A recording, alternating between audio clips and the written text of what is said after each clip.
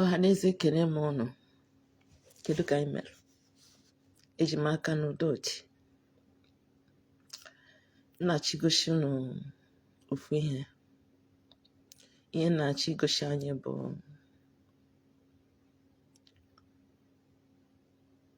champagne. Onye nye m champagne anụ a nye m ya n'ime flight coming back from Finland to Italy. Just nọla ana near the window because ebe nna like ka nọrọ ka ọ bụ. Onye ahụ just bata bido na-aba mba ekenere m Chukwu okike abịa ma pụrụ ime ihe niile.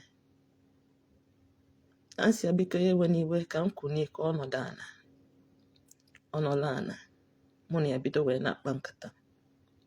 Ọ nkata ahụ ka anyị na-akpa, anyị abụrụ enyi. O bido na-akụziri m asụsụ Finland, na-akụziri m ka esi asụ Finland, kụziri m ka esi asị thank you and ndị otu ya. M na-ekene Chukwu okike abịa m maka na enwetago m Biafra, in sense that Biafra ma nke Chukwu okike abịa maziri m olugo, because I was able to celebrate it in the flight coming back from Finland. Yes. Echete m na onye ahụ ritu na flight. Ọ bụghị akpa ọbụla. Onwe akpa ọ bụ.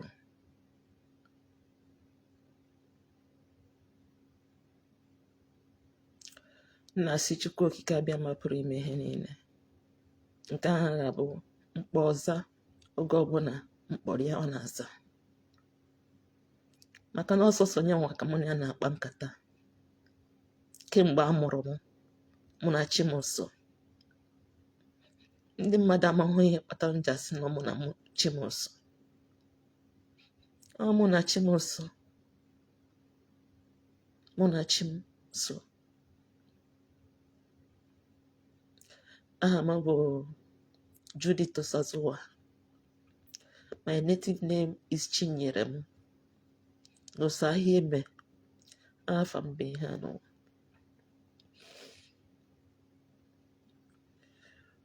Mgbe amụrụ m ọ Judita ka akpọ m. Mgbe m je mee nationality ka m wepụrụ ịnọ n'afa m kpọọ onwe m Judith.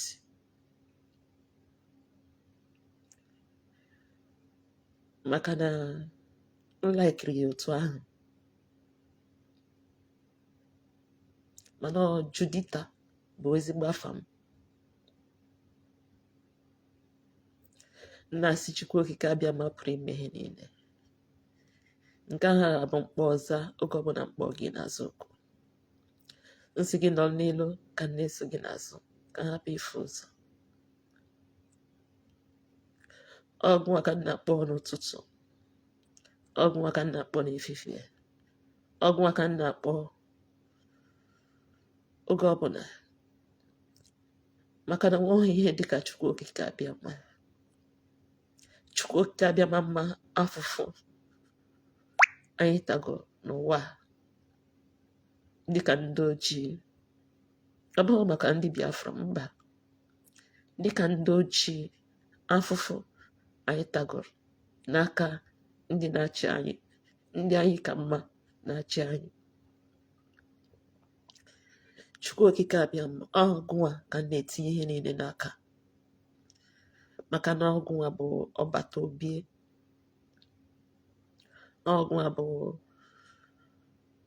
ọkachamara. Maka na ọgwụ a sị m tụọrọ gị ọkachamara. Onye na-etinye n'aka gị mbọsị nke tata bụ Maazị Nnamdi Kanu. Ọnyanwa ka m nụrụ olu ya na Biafran Restoration. Ọnyanwa bịara akwa nnọrọ.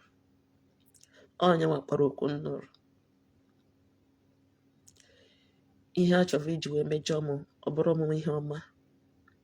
Nghọta at least anụrụ m go Biafra. Agwa m ụwa na onye dịka m na-eme exist mgbe ụwa chọrọ ichefu onye dịka m. Ọ bụghị sọsọ ndị Biafra na-achụ m, mba,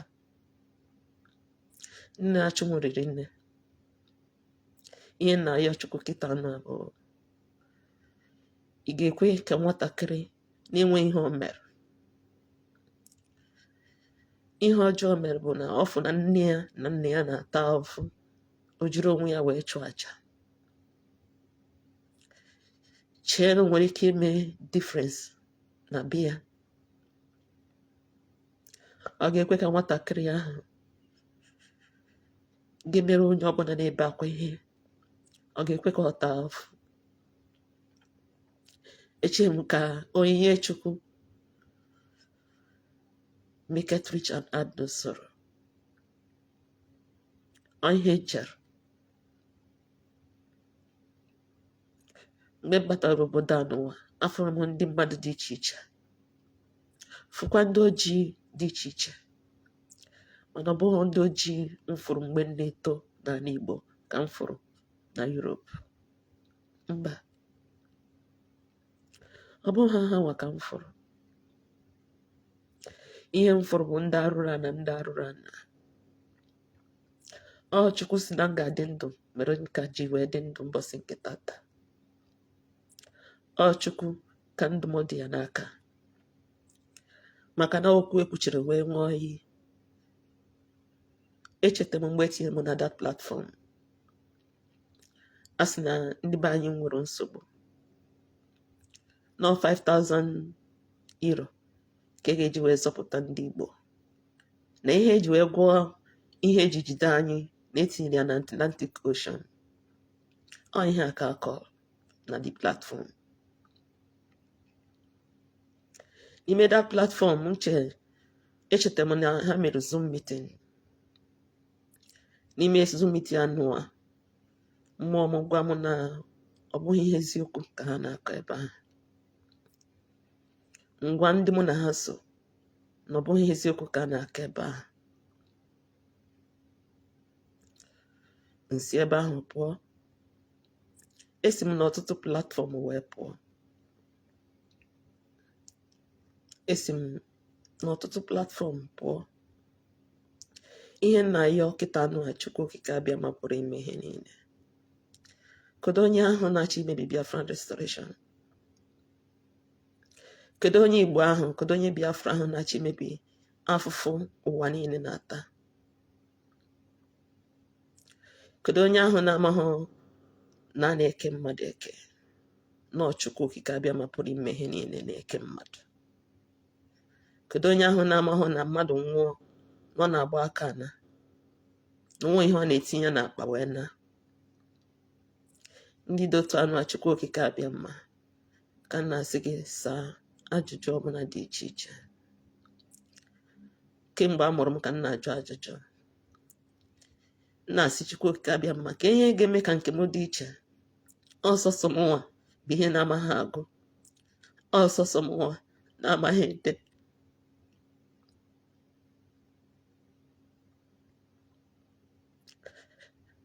Ọsọsọ m nwa na-ata afọ kemgbe ọ bịara obodo oyibo. Onwe ihe nwe home and abroad, onwe ihe nwe arụghị m 4 flat, mba.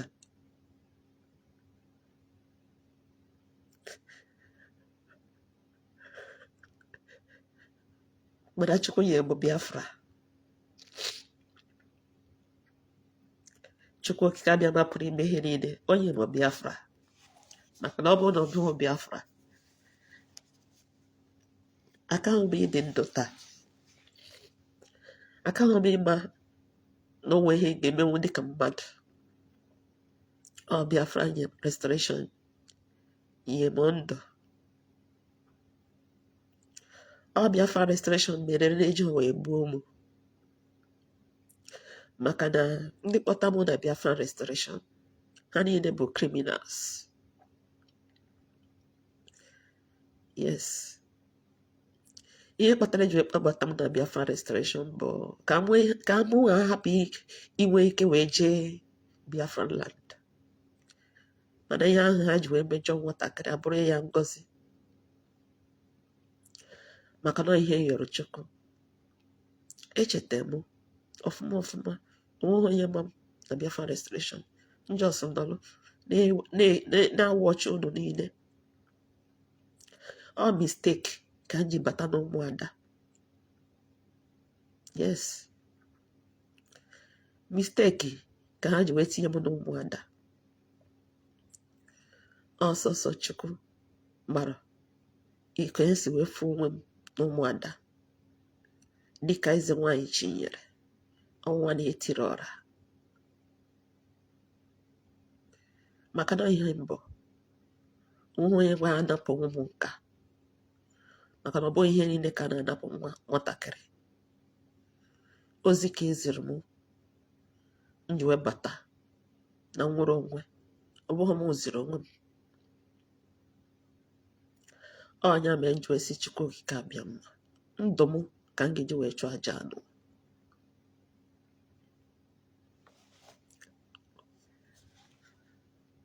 Maka na onye si na ọ ga-eji ndụ ya wee chụọ aja, onye ahụ kwadoro.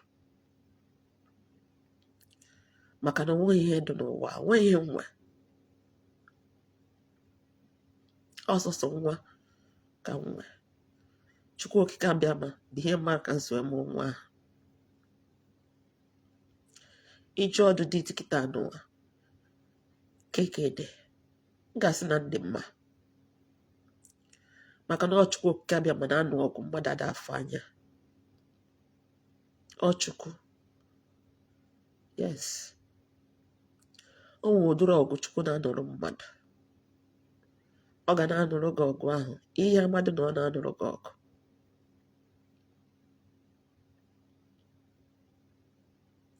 Ihe ama na Chukwu okike abịa ma na-anụrụ gị ọgụ.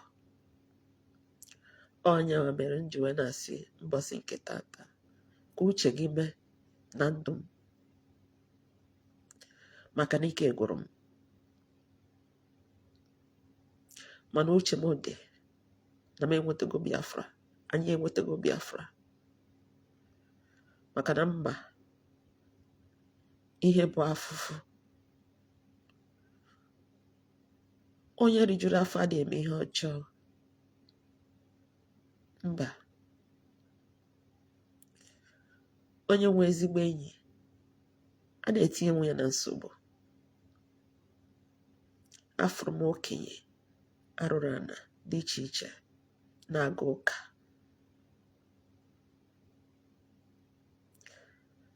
Sometimes ọ ha nwe na-anọ n'ihu oche. Nna si Chukwu okike abịa ma ya gbaghara. Ọ bụ na onwe ebe ndọ wee mejọ, na-abụghị na ọmụnwa chọrọ imejọ gị.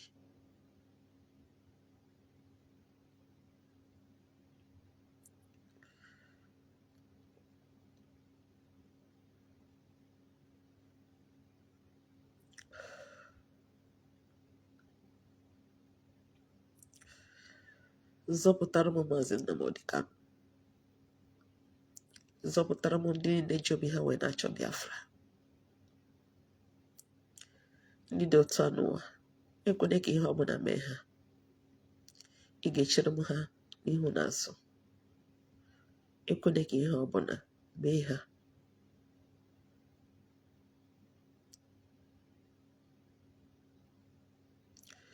My Prime Minister will say after third betrayal. Ọnya ka ọtụtụ ndị mmadụ na-eme na Biafra restoration. Ndị na-enweghị echiche nke ha na-abụ isi onye ọzọ ka ha ji eche echiche. Ndị dị otu anụ Chukwu okike abịa mma gbaghara ha, mee ka ha ghọta ihe bụ nwere onwe. Ịjụọ m kịta n'ụwa,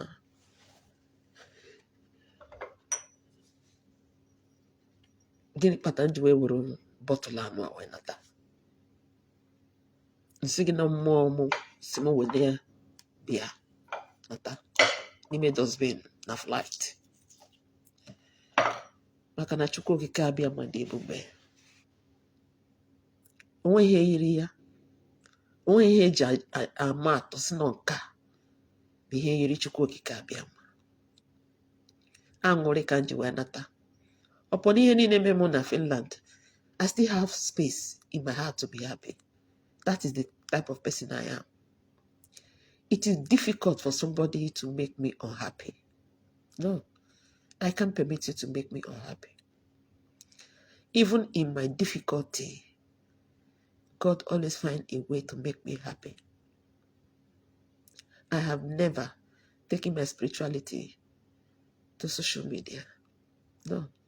Ọ maka ihe ahụ ha kwuru mere m ji webute onwe m na social media.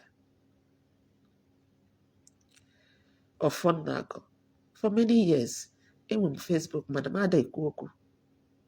Also sitalo ka m na-asụ. Because I can't speak. Amaghị m asụ Igbo. Ọnya mere m ji wee sị gị ihe egbu mgba na-abịa. Ihe ga-azị ya na-abịa. Ọ na-esi ya. Yes.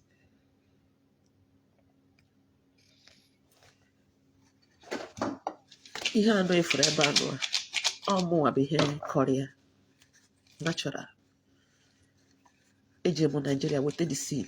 Kọọ ya na this compound opuo.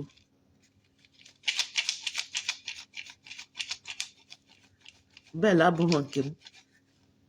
Onye nwe bell a ewerugo bell nke ya. Bell ahụ ọ na India ka esi wee weta ya. Ọ mmadụ nyere m ya. Ka m gwa unu na bell ahụ. Ọ bụghị onye nwa bụ ihe na-edu Judith. No. Ihe na-edu Judith dị omimi. Ihe na-edu Judith ọ dị omimi. Maka na nke a Chukwu okike abịa maka azam ya. Chukwu okike abịa maka azam nke a. Maka na ọ mụkọrọ ya. O pụrụ n'obodo a. After 6 years abroad, mbụrụ onwe m jenye ndị ilo. Yes. Bụrụ nwa m mụrụ ọfụrụ jenye ndị ilo. Ọ Chukwu sị na nwa m ga-adị ndụ mere o ji wee dị ndụ mbọsị nke tata.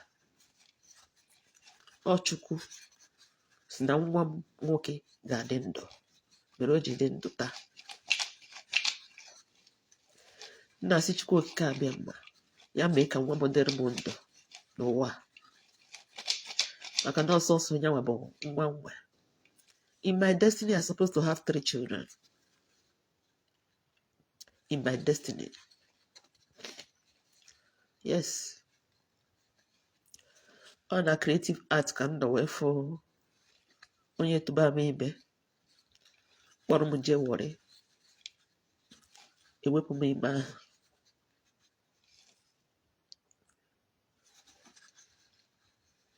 Onye Orobo ihe tụbalụ m ime. Onye nwa kụziri m ka esi akpụ ihe. Yes. The second time m wepụrụ ime bụ n'obodo a.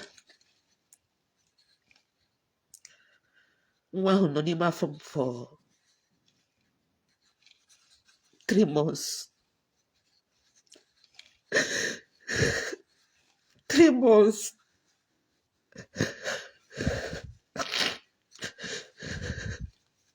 Ụwa 3 months.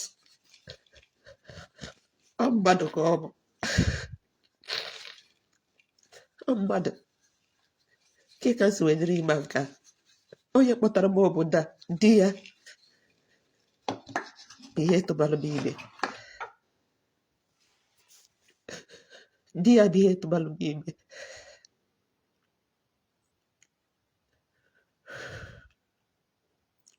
Ọ na-abụ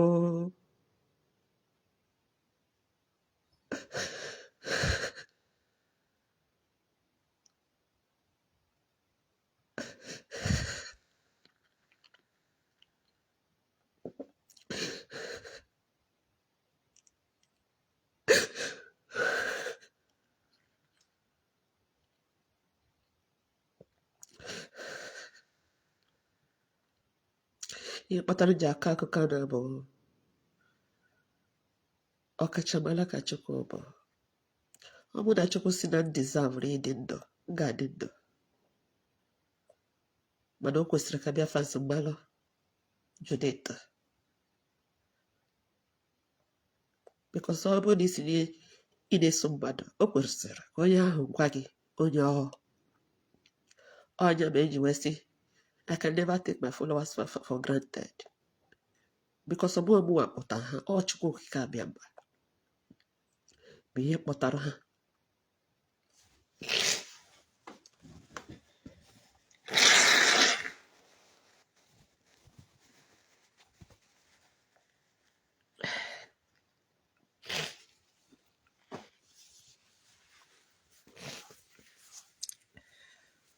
Ọ Chukwu okike abịa mba bụ ihe kpọtara ha.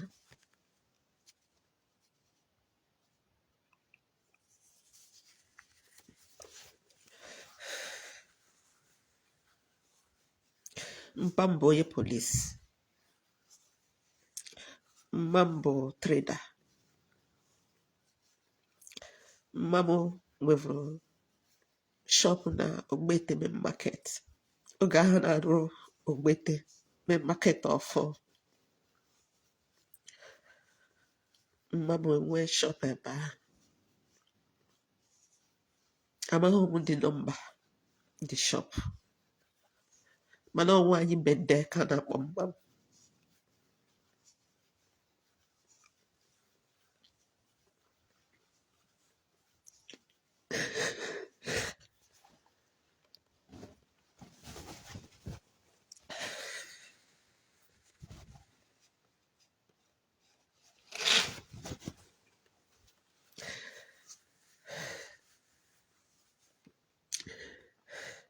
Ọ na CPS ka anyị bi.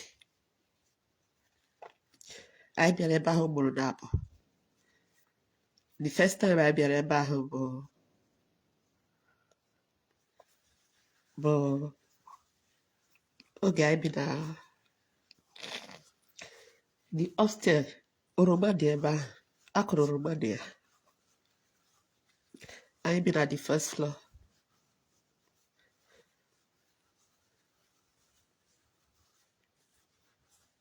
My parents are very humble people. Mana ihe na-achịkọrọ anyị mbọsị nke taata na-achịkọrọ gbasara mma. My mother is a woman of grace. When you say a woman is a woman of grace, my mother is just so amazing and humble. And she loves her husband very, very well. Mom na Pamu amaghị onwe ha before ha n'onwe ha.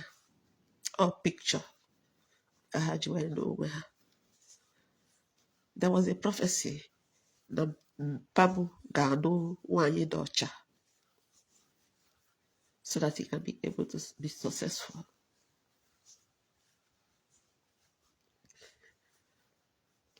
Abụ m onye ọzanogogo. Ọzanogogo na ọzanisi abụghị ofu. Ọzanogogo na-asụ ka ndị Bini, mana onwe ka ha si asụ maka na onwe ihe Chukwu okike abịa ma tinyere n'asụsụ ahụ. Echeta m the first time m jere maka na my cousin invited m ka m bịa. Ebe a ka nna wee mụta ka esi anya basikọ. Ebe ahụ ka nna mụta ka esi anya basikọ. Echeta m na abụ m ezigbo nwa. Echeta m my grandfather, a very humble man, a hunter.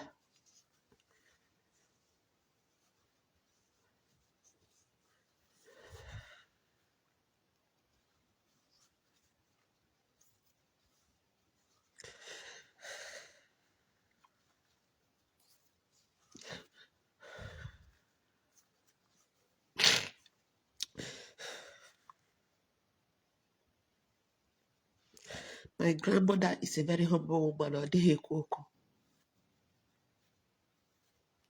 Ọ dịghị ekwu okwu. ọ hụrụ ụmụ ya n'anya. Mgbe m mụọ nwa, ọ na-abịara anyị ọmụgwọ, and she breastfeeded all her grandchildren. I was lucky enough, he breastfeeded my son, and it gives me joy.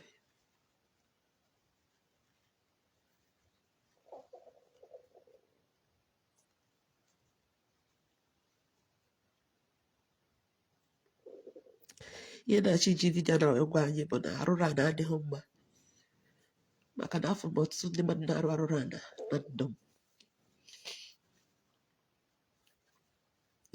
Ọ bụ na mmadụ amaghị ebe o si, ọ bụ na mmadụ amaghị ebe mmiri si wee bido wee na-amị ya, ọ ya ama ebe mmiri si wee kọọ ya. O nwe ka Chukwuka bịa masị eme ihe. Ọkwa Igbo ka m na-asụrụ unu, mana abụghị m onye Igbo. Echeta m oge ahụ anyị bata n'ime ụlọ, anyị ada asụsụ Igbo, anyị ebido na-asụ asụsụ anyị ọzanaogogo, otu ahụ ka esi zụọ anyị. Sụọ Igbo n'ilo, ịsụọ ọzanaogogo n'ime ụlọ.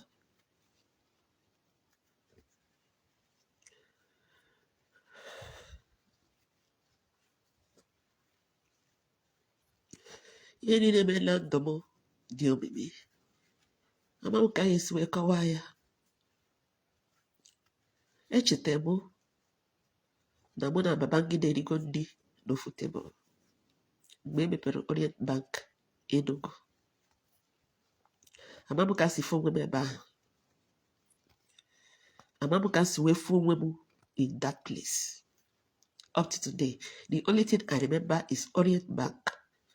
Ọ dị ka stamp n'isi m. I remember I ate cake there, and I brought chicken home for my parents. And I saw a lot of police people that were guiding, and they changed.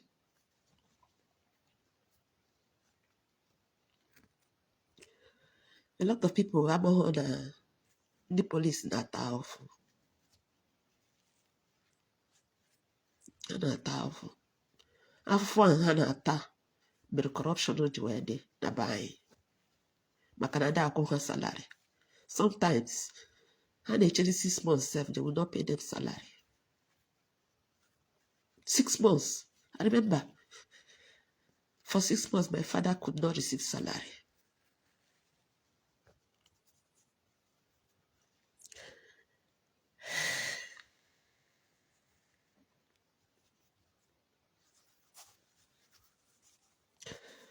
Akụkọ na-akọ gbasara otu si wee bịa obodo anụ agụ bịara.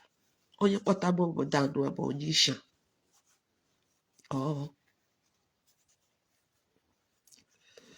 Nsi na di ya na-ara m ka di ya si ara m ka nwanne ya nwoke si arakwa m. Kemgbe he introduce m to him dịka slave to them.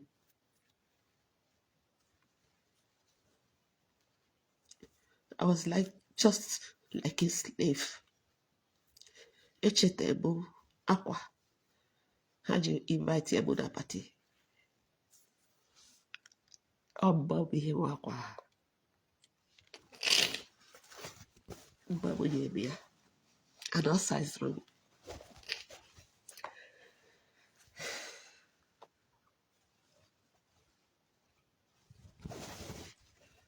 Echeta mgbe eji ebe ha, ọ na-abụ mbanye bọọsụ jee ebe ha.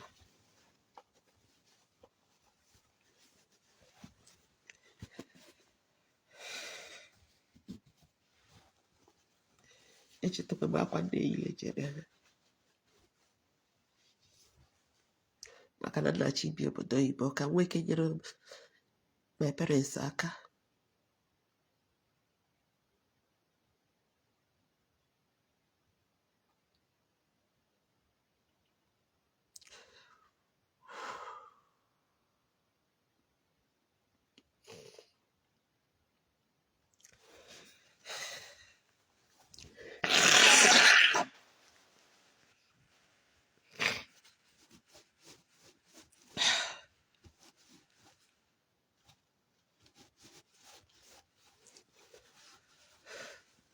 ihe na-achị ji vidiyo na wee kọọla anyị bụ onwe ihe anyị na-amaghọ dị omimi. Echeta m mgbe a na-postu ndị niile ụmụ polisi niile a na-epostu ha jee obodo dị iche iche maka na onwe ihe ha na-achọ. Ha na-achọ onye ahụ a mụrụ mana onye ahụ amaghị na a ga-amụ ya.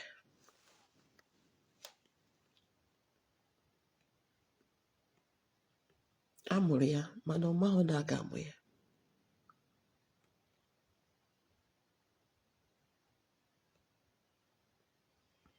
Ọ bụ ihe niile ka m ga-akọ na this video. Mba,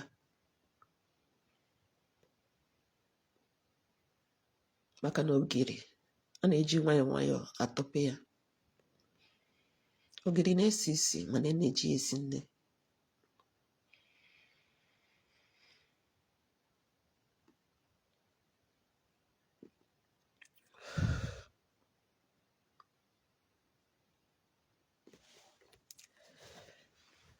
Onye akpụta m obodo anọ bụ Esta ka a na-akpị ya. Obi na Torino. Onyanwa mere mgbe ndị chọburu ịkpọje m Torino chọburu ịkpọje m, akwadochego m ije, mana ofu ihe si m eje na mmụọ na-edu m si m eje na.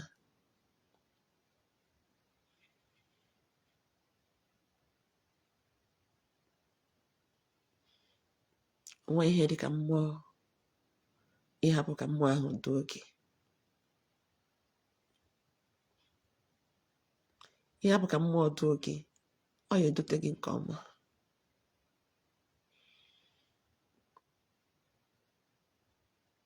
Onwe ihe a na-akpọ onyinye Chukwu na-enye mmadụ, onyinye pụrụ iche. Onye ka nwe ọ Chukwu okike abịa ma na decide ihe Judith na-eme mgbe ọ ya eme ka ọ ya esi wee mee ya. Ihe anọ bụ my altar. Ọ bụghị mụ mere. I am just an instrument eji mee ya. O nwee two face. Ihu na-abụ ka onwe. Ọ dị ka coins. Ịtụnye coins elu onwe ihu na-abụ. Mana echeta m na this year, the year Chukwu okike abịa ma ga-take a very important decision in my life. Because this altar, I turn it every year. Ine ya anya, ịhafụ na mirrors there. The year I mounted this thing, it was with tears and pain, crying, asking God why.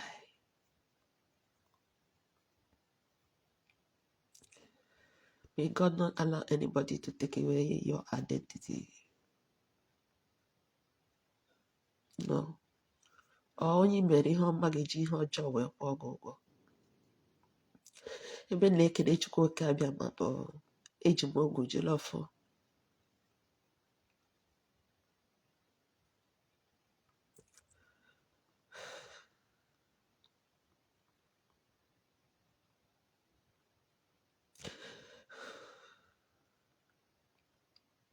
Mgbe a kpọrọ anyị ruo Lagos, mgbe anyị ruru Lagos, o nwere ebe a kpọrọ ya, anyị tinyere ụmụazị, ụmụaka, ụmụ nwanyị. Ha jụụ iwu arụ. Judith is a woman of grace, undiluted grace. The type of grace that the world can never underrate. Echetara m na esi m ebe ahụ pụọ, ma ọ bụ ihe na-eji iko. O nwere ebe a na-ere akwa. Ndị ọsụsụ ka mbanye ebe ahụ. Onye ka m fụrụ ebe ahụ? Gbonna aka na-akpị ya. A very nice man. And ọ hụrụ m n'anya. Amụ ahụ hụrụ ya n'anya. ọ bụrụ na onye maka ndụ taa oge ahụ o nwere ike bụ na akara ịmụ 7 dịka mmapụzi wee mụọ mma mmụọ 9 children ibu a nwụrụ. January 1st ọ sị ka anyị jee fụ ndị be anyị. Imagine onye nọ na transit na-achị je obodo oyibo fụ dị n'ụzọ ọkpụrụ ndị ahụ ruo n'ụlọ. But it's something you cannot change. You can't change destiny. Ruo n'ụlọ mbabosi mụ na ọ dị mbabosi mba mụ jebe ebe nneje. That is the reason why I tell you my mother is a woman of grace. My mother don't give out destiny just like that. Uncorruptible woman. A divine and amazing woman. Ihe niile a na-emere nwatakịrị dịka mma mere m ya mana o nwere ihe ọ na-emeghọrọ m. O kweghị ka emere m olokwu. Ọ sị m mba. Ọ sị m na ihe ahụ dị m n'ime. I only need to command, everything will happen. Onye mere ifu oke na-efegharị n'ilo ịmalụ ebe oke ahụ si wee na-abịa. Yes. O nwere ụdịrị oke ya afụ. Mgbe mmadụ ga-agwa gị ebe oke ahụ si wee na-abịa. Oh. You don't need anybody to tell you where the rat is coming from. I have a lot of rats in my family. Ọ bụ na ọsọsọ ndị Biafra ka nna ya kịta anụ a nsị nọ ndị Biafra ka nna ya mba. Ọ bụ ọsọsọ ndị Biafra ka nna ya. Nna ya friends, nna ya family members, nna ya cousins, nna ya obodo mbidi ibe ya. Ndị nna ya riri nne mana ọ mụ na chi m nsọ.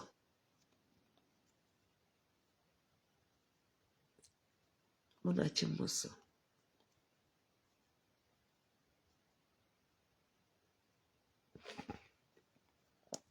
Ebe nna wee na-ekele Chukwu ka abịa ma pụrụ ime ihe niile bụ obiọma onye mụ.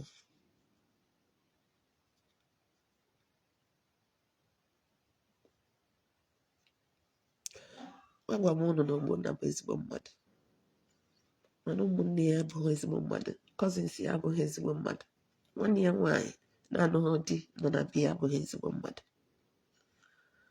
Nwanne ya nwaanyị fụ na nwanne ya nwoke na-achọ ịnụ nwaanyị ọ bụrụ ọstakọ nyeli ya. Ụmụnna nwere nwanne nwoke ebere ụkwụ ọ na-ere mmanụ. Ọ na-abụ ọrụ edita oge eji ere mmanụ o goo ya. O ruo mgbe ahụ eji wee ree ya o ree ya. Nwanne ya nwere ụlọ ụka. Echetara m na nwunye ya so wee jee ụlọ ụka ahụ.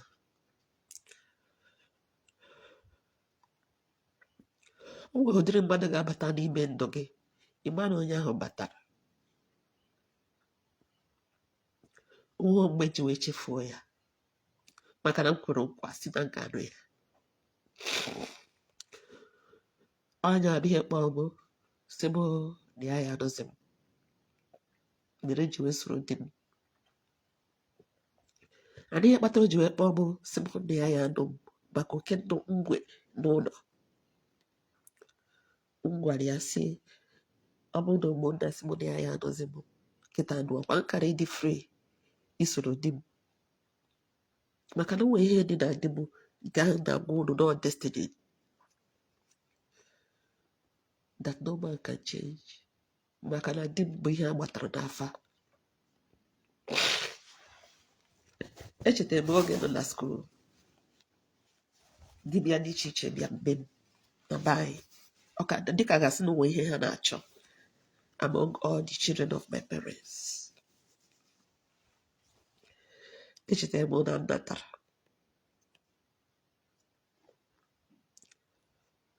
Onwe ihe ha na-etinye ha ọmụ n'ahụ.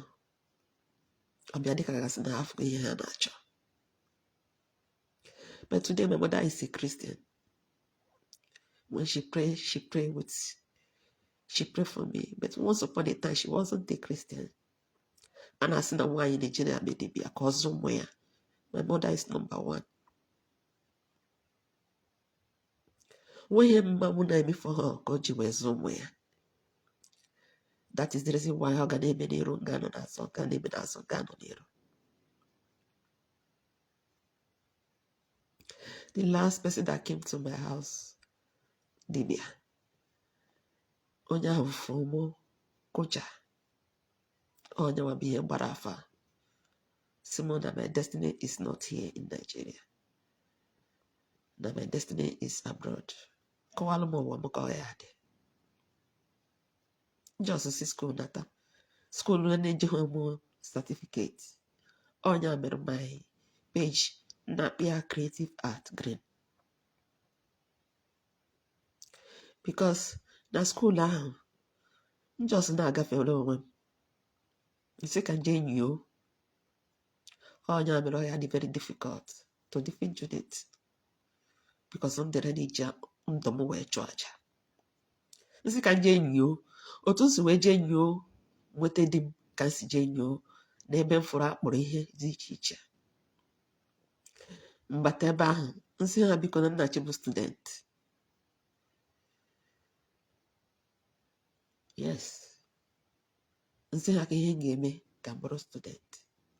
Echeta m na dị 2 masters. Ofu amaghị m onye bụ amaghị m ka ishekiri ka ọ gịnị. Ọ ma ewedu ọfụma. Mana onwe nke m chọrọ mgbe m je Nigeria.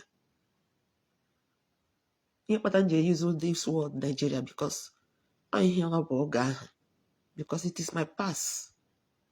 In my present today is Biafra. Ọkụ na ghọta ihe na-ekwu maka ya. Ama m na ọtụtụ ndị mmadụ anyị aghọta ihe na-ekwu. Maka na ndị na-agwa okwu na mgbede a bụ ndị Igbo. Ọ bụ na Chukwuka abịa ma tinyere m Igbo n'ọnụ m. O nwere ihe mere o ji wee mee ya. Yes. Chukwuka abịa ma mba. Ihe kpatara o ji wee were Igbo tinye m n'ọnụ. Chukwuka abịa ma mba ihe niile na-eme na ndụ m.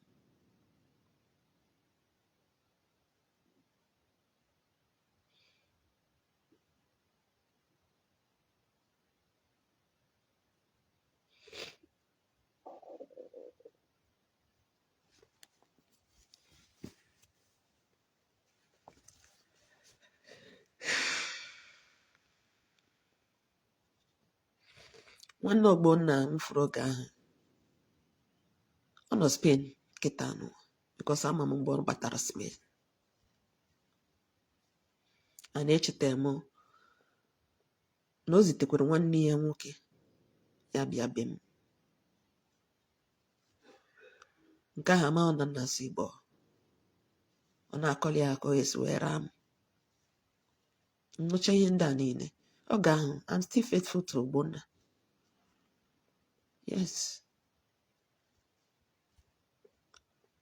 Kpọrọ nwanne ya nwoke jee ebe mụ na di m na-arụ ọrụ. Ọ rụrụ ebe ahụ for some months. Mana di m ekweghị iwe ya n'ọrụ. Maka ọ bụghị fault di m. Ọ fault business partner ya. Mere na-eji ha wee nwa ahụ n'ọrụ. Ọ kara ịmasị m ka eweli ya n'ọrụ. Up to today, amaghị m ebe ọ nọ.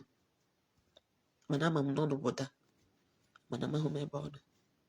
Ọ bụrụ ezigbo mmadụ ka ọ kara ịma na o nwere onye ọfụrụ a na-akpọ Judith. Onye chọrọ ịnụ nwanne ya nwoke. Yes. Ọ ka unu mara ihe cousins nwere ike ime mmadụ. Okwe ka ha na-agba. Mfu na ha na-echiti Ogbonna nwoke nchọbara ịnụ.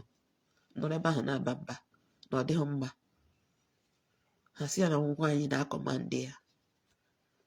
Nke ahụ chefu sị na ya ejezi ifu ndị be anyị. Nọrọ na-ebe akwa na-ayị ya biko so na ayọgide m chefu bifo anyị na jebe Benin. nwe akwa ọbụla nwatakịrị ga-ebe ka Chineke na-ahapụ n'ụkwụ akwa ahụ. Mba, onye a na-ekwu maka ya, my cousins, they know him. My two cousins, they know him very well. Especially nke kwuru m oge ndị obere, a na-akpọ ya Igwe. He knows him very well. They communicate. If I have ever offended any of you,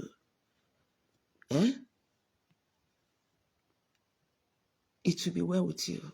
But if I have never in my life offended any of you, God forbid, it can never be well with you.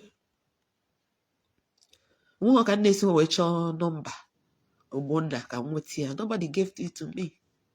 I couldn't communicate to him. I was searching up to today. I'm still searching for him. I'm searching for him not because I want to marry him. No. I'm searching for him because he have my artwork in his house and he have my friend's son. His mind wouldn't have been corrupted because he knows everything that happened to me. He knows what I passed through. I was crying. Because I was having somebody that I want to marry. I didn't do it because I don't want to have that ticket. Yes. But I'm about me at the I was crying, asking for help. My mother sent somebody to come and help me. The person that came to help me took me to Milan.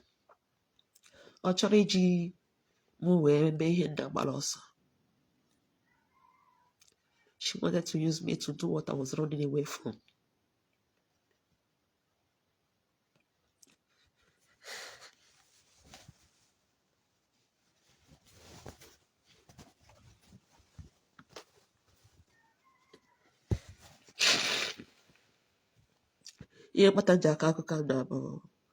I want to naked myself that I may be able to fight as many that don't want Biafra to come. Because it is only when I can be able to naked myself from head to toe that I can be able to look at your face and ask you, how will you feel if you don't want Biafra to come? Yes. How will you feel, as many of you that have lived in Meduna and Livenza, that in UK now, how will you feel being a betrayer of your own blood? How will you feel,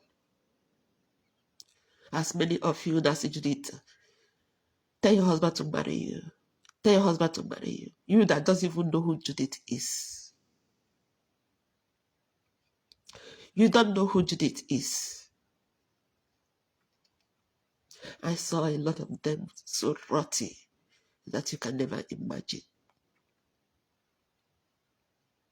So rotty that no word is enough to describe them.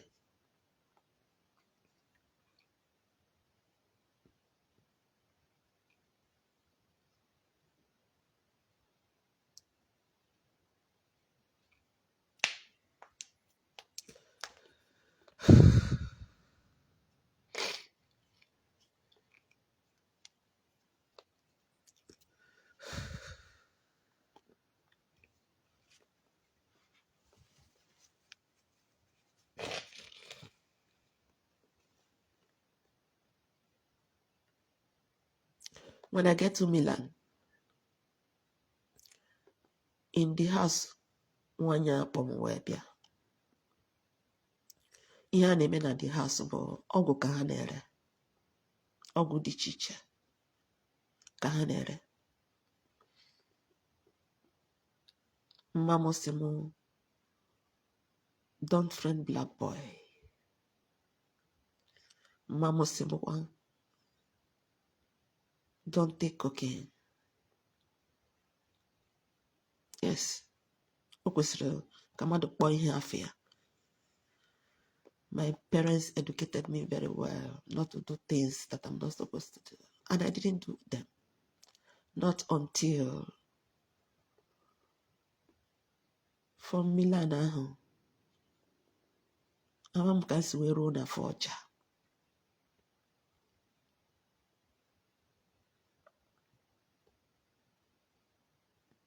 Echere m na m gbara ọsọ na Milan. Gbaruje Forja. Ruo na Forja. Mfube ndị mmadụ juru. And they are working in the farm. Ụmụ nwaanyị na-agba shawo. I have to do it to be able to take care of myself because nobody was taking care of me. But it didn't last long because I have extraordinary destiny. When I mean extraordinary destiny, of which nobody can be able to compromise it.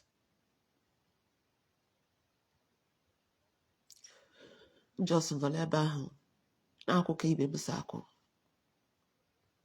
a group of people came and tell me that Mwaya Kweba Winkemba or Kamfuego Gejuwe Rindi. Kamfuego Gejuwe ye my parents that they might be able to eat and solve some problems. Echeteme ihe etiri m mbọsị ahụ. Ndị a tiri m ihe a na-adịghị eti mmadụ. Onye ma mere Judith ji ekpu wig. Ọ bụ maka na Judith likere ikpu wig mba. Ihe nkere mbọsị ahụ bụ Bob Marley because I like Bob Marley. Ha ghọchasie ntutu niile dị m n'isi. Ntutu niile dị m n'isi ghọcha. Ha just ghọfụ ya ha niile. Nọ n'ebe akwa. Nobody was coming to my rescue. Nobody.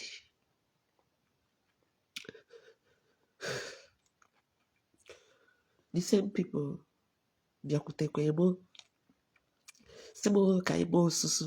Osusu bụ a group of people we decide to gather money and give it to someone. Nskwete, because I thought maybe I was doing the right thing and I needed to save.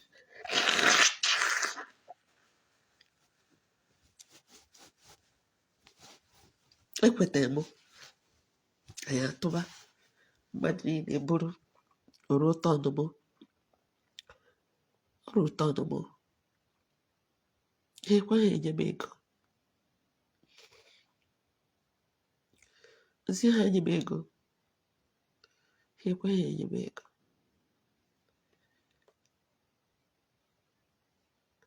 Echetara m that in that street I saw a lot of things. Because when somebody that is chasing you know you well,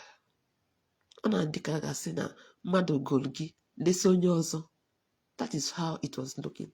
Somebody that don't know how I came to Europe now wants to become gods over me. Yes. I remember. You say things the way they are. You are not remembering. You are telling your story. That word I remember does not exist because Judith is telling her story.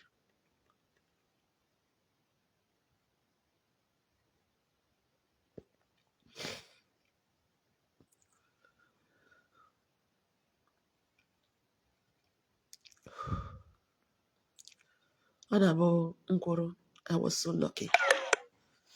Ego nafu oge no naka madam. Bido we nafu ego. I'm coming. I have to take my charger. But before then, let me know if I can move forward. I met this different type of people people that love me, people that hate me, people that have ulterior plans for me. When you have networks, ndị be a na-akpọ ha mafias. They work in black, they work in white. I was having somebody, a very old man that lost me, not all that old, advanced man that really lost me. He was doing everything for me. Ụmụ na abụọ nwee nwanyị ahụ adịghị nwunye ya. He cares for me so much. Onye ọ bụ ihe na-enyere m aka ego luggage, go akwa m ga-etinye n'ime luggage, buru ya jinye main bus 6, send ya to ndị be anyị.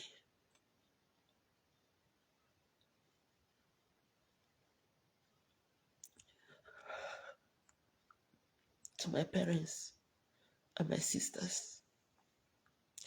I think that episode was the last, if not the thing I was able to do for them. I didn't do much for my parents, no. Not because I never wanted to do it, because that was not my destiny. That was not the reason why I came to Europe. No. My coming to Europe is not to build 4 flats for my parents. My coming to Europe is to do something extraordinary for human race. Echite 1419. That's Mobia Milan. As I was preparing to Finland, I told him, please help me. I searched for help, but I couldn't find any. But I don't want to interrupt what I'm talking about. In this main box 6, they normally help me to send Western Union and to send box home. There was this another person on a red car, sportive, on a kitchens, corner, eba. Onye arụrụ ala ka ọ kpọrọ m jee bịa, wepụ m n'ụzọ, mụ na ya biri, ụmụ m na-abụ adopted children, ndị epepe. I was living in this villa, very beautiful villa.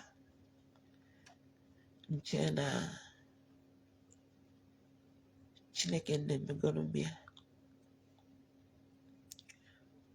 Ọtụtụ ihe bịa na-eme nye m ọrụ ya nchefu na ọ na-chinyere m aka. To tell you that God have a way of saving you even if you don't know that He's saving you. Yes.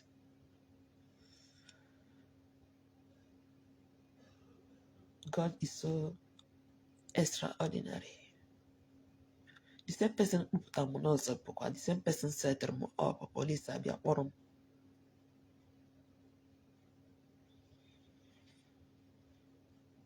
I spent 1 month in the prison na Brindisi.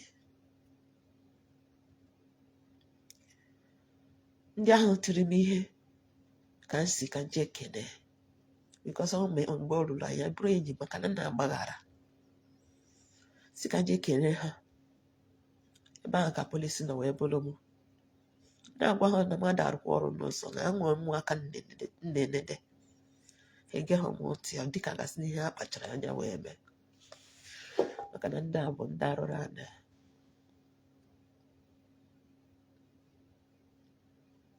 Ịghọtago?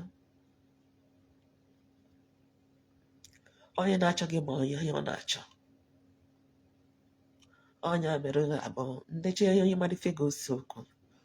I feel ashamed of myself. Aka ji ọfọ na-arụ arụrụ anya.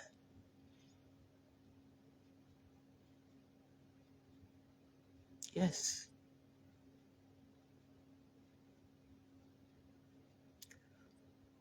Onye a wee ebe obi ebe ahụ obi mara mma. Ndị nwe the place ji ego, a na-asị ọha nwa na-achị obodo, ọha nwa na-ekwu ihe na-eme n'obodo a,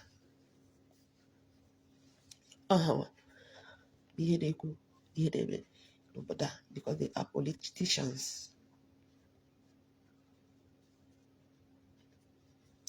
Ịbata n'ebe ọ na-ahụ ifuo otu esi wee rụọ ya, ebe a na-anọ wee na-akpa nkata miri emi nọ na underground, ihe dị iche iche dị ya ebe ahụ ka ihe mụ niile dị, ihe niile ji wee bụrụ mmadụ at the beginning of my life n'ebe ahụ, because I was not having home, so I left a lot of things there.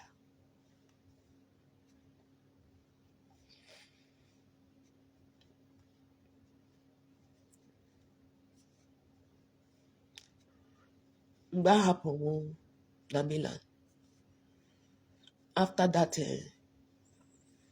30 days na prison, ndị Nigerian embassy bịara ka ha bịa recognize anyị, ka ha kpọrọ anyị jebe Nigeria. Echetara na a mere anyị interview, emechaa anyị interview, onye Awụsa bụ ihe mere anyị interview.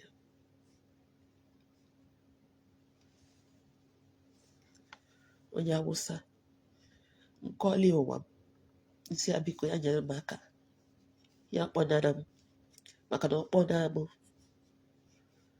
my parents ga-anọ in danger. Ọ sị m o, maka na agwara m ya eziokwu, maka na onwe ihe dịka eziokwu. When you say the truth, it will help you to overcome any fear. Yes. Because if one hand mmadụ eziokwu, you don't need to beat it around the bush. Ọsọsọ eziokwu nwere ike ịzọpụta mmadụ.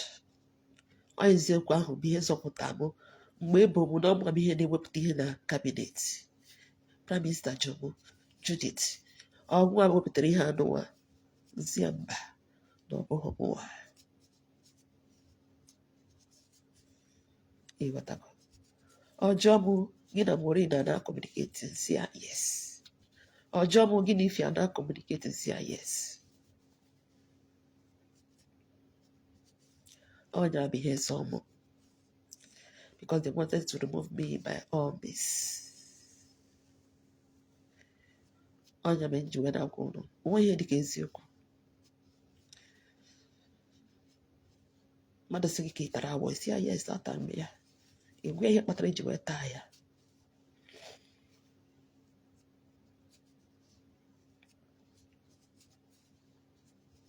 Ịghọtago? So this man now accepted. Okwe na ọ ya akpọna m, mana ndị arụrụ ara na-achụgharị m akwụrụ ụgwọ. Never knew that I akpọna m. Ndị be m na-akwado with fine dresses, ndị ahụ tụrụ m ihe pijam ka m ji wee jee Milan airport. Ebe ahụ ka m nọ, a na-achọ ịkpọna Judith. Judith si ha na ọ na-achọ go cigar. Onya mere nobody can tell me to stop smoking, because if you want to tell me to stop smoking, you stop selling it. Yes. Ịghọtago? Nsị ya ka ngosi ka ngosi SIM card mkpọ embassy. Nsị ya sir, you promise, because onye mo private number ya, you promise they are not going to repatriate me. Ọsịma yes. Ọsịma ebe ka nọ, si ya nọ na Milan airport. Ozugbo ozugbo ọkpọ ha. Ọsị no, she is not going. That is how I was left in Milan airport. Ndị ahụ niile tiri m ihe was repatriated, all of them. Onya na-eji na-agwa unu amaghị onye Judith bụ, and Judith is not here to explain who she is to you in details. No. When they now left me, they gave me a document because I was having a sleep dying. I said, "Oh, Naba." I was not even having money to go home. But I reported myself in San Lorenzo, Rome. When you go there, you see my artwork there. Because there's nothing like appreciating good thing if somebody do one for you. So my artwork is in different places of the world. You gotta go.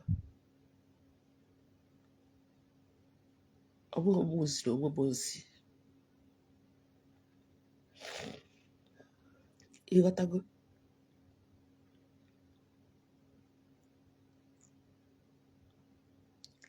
I did an artwork for them and they collected it. They appreciated me. I left. When I get back to the man, set Remo up. He didn't harbor me in his house. He now begin to pretend as if he's helping me. He now find Una house no marumba. Oh neighbor, she was having a mother. Maka na onye uji ego ka ọ nọrọ. Onye ahụ ji ego na-akpa eje Ostuni. Ha nwere hotel na Ostuni. Oge ọbụla a na-eme saremo, ha na-eje enene. Anytime a na-eme sad, they go there to shopping. I remember my 25 years birthday. I can't forget. Because I came to Italy at the age of 24 years old.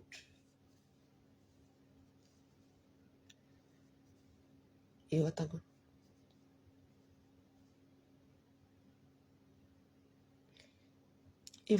the one who took advantage of me.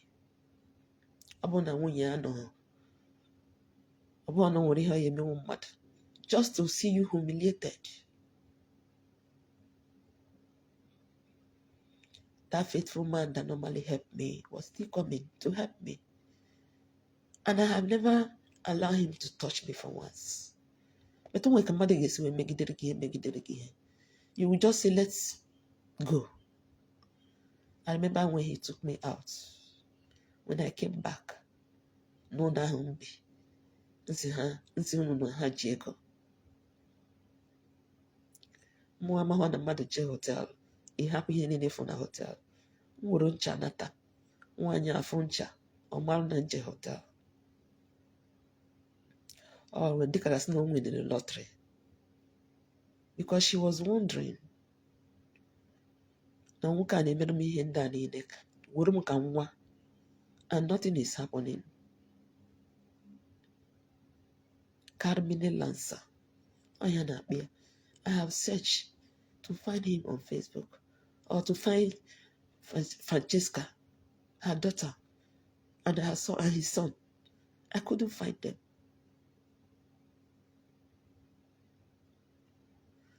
At the beginning, Francesca was not accepting me.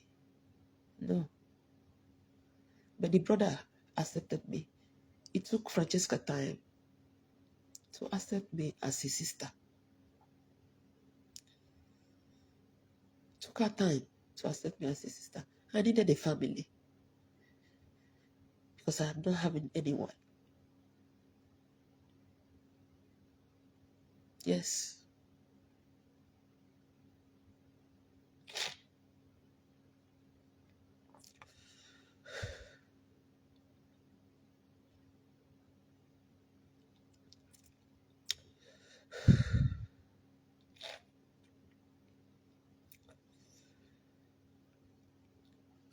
I remember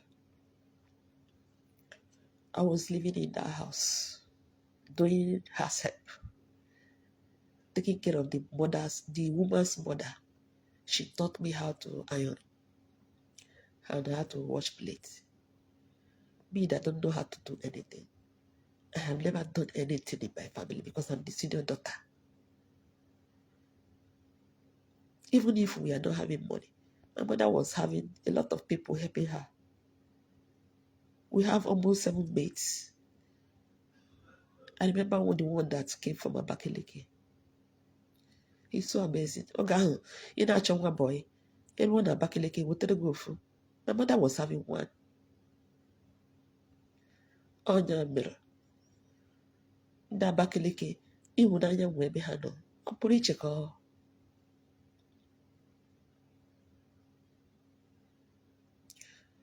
Maka na a na-ekwu ndị tọgoro afọ n'obodo ndị Zoo.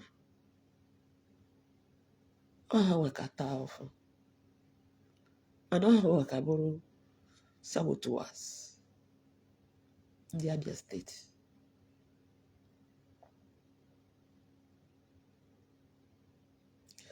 Onye na-amaghị ebe o si na-ata ahụhụ. Onye chọọ ime ihe niile ka o chefuo onye ọhụụ na-ata ahụhụ.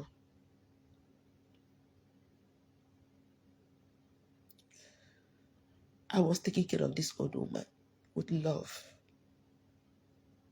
But that dream of being an artist, I was having it.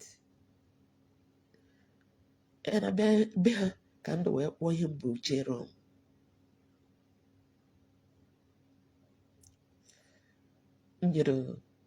Ufficio Migrazione di San Lorenzo. Ịghọtago ebe ahụ ka m nọkwa wee kpọọ nke mbụ wee jee embassy.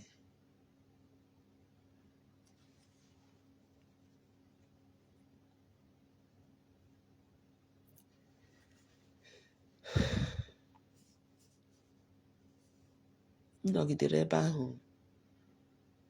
The woman abịa dịka gasị na ọ chọghọzi m.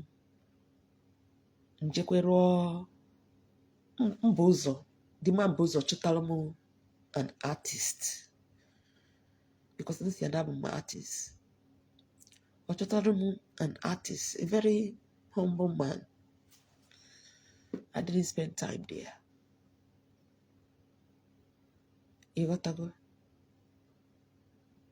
But my gift will cause a word. Ihe a na-achọ bụ an artist. A na-akpọ Judith. Onye a na-achọ.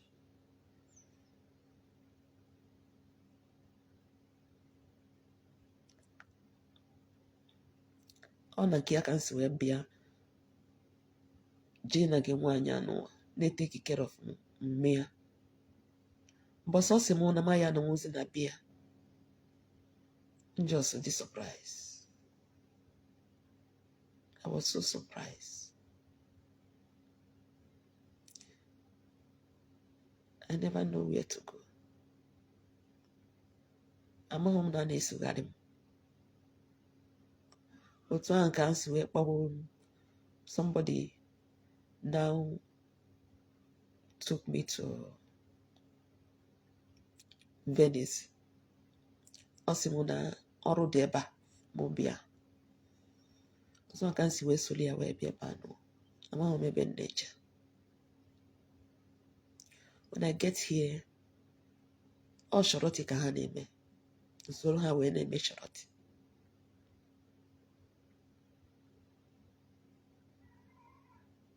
Amaghị m na ndị na-achọgharị m ka m metikwara ebe anụ. In the name of they are helping me. But God always change their plan for them. That is the reason why anything you are doing in your life, let your hands be clean. It is only when your hands are clean that God fights your battle. God saw my heart. God saw the innocency and the capacity to forgive and a great heart. That is the reason why, as your enemy are digging holes for you to fall in, God will always rescue you. The only price you have to pay is to be clean inside. You want to go? Otu a ga-ezu ekpata m ebe anụ. Soro ha wee na-eme chọrọtị. Ọ ndị na-akpọ gị wee na-eje ọrụ na-decide ebe ihe eje. Ndị niile ha sị m kpọrọ jee kụziere ha ọrụ ka esi ring bell. All of them are very rich. Mana onye kụziri ha ka esi ring bell is a poor woman.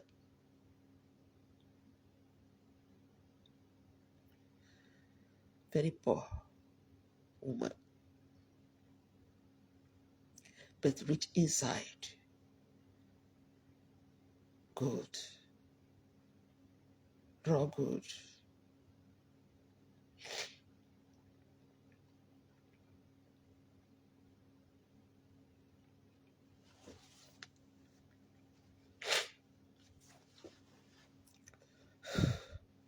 Echere m na Noventa ka ebubo wee jee. When they took me to Noventa, the Piave, I slept one night in a house.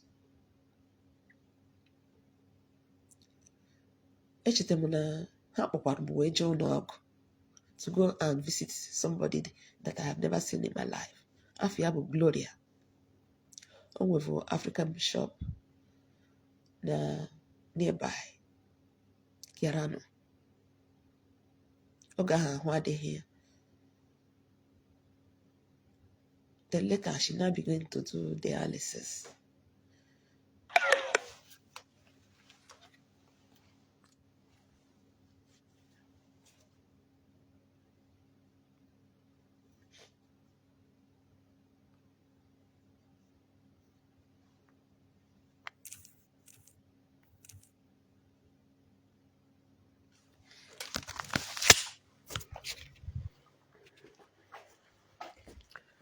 To tell you that onye ọbụla na-achụ gị amaghị na Chukwu na-eme exist.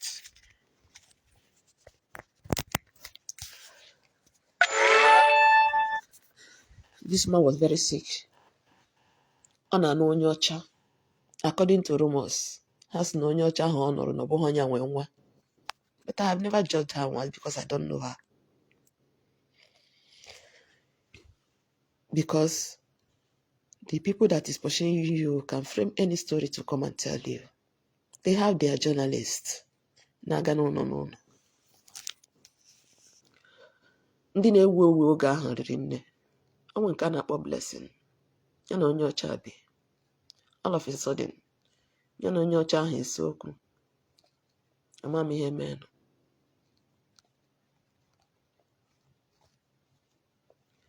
Echeta m na o nwere nwaanyị a na-akpọ Chinwe. She was the one that gave me hospitality na bia. Chinwe gave me hospitality. Chinwe saw, only God knows what she saw in me that make her to give me hospitality. N'ụlọ ahụ, ọtụtụ ndị mmadụ juru na ya. They are so plenty. Ije ebe ahụ today, it's like a desert. Ọ dị ka gasị na Judith mere eji wee rent ụlọ ahụ. Ndị niile mma oge ahụ, nwa ozi nke na ya.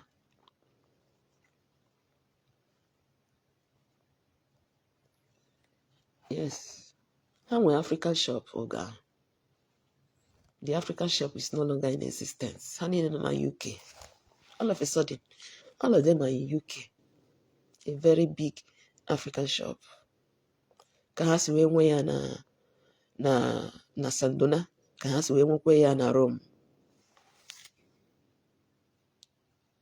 Onye anụnwa bụ nne ha bụ ndị na-akpọta ndị niile nọ na Sandona.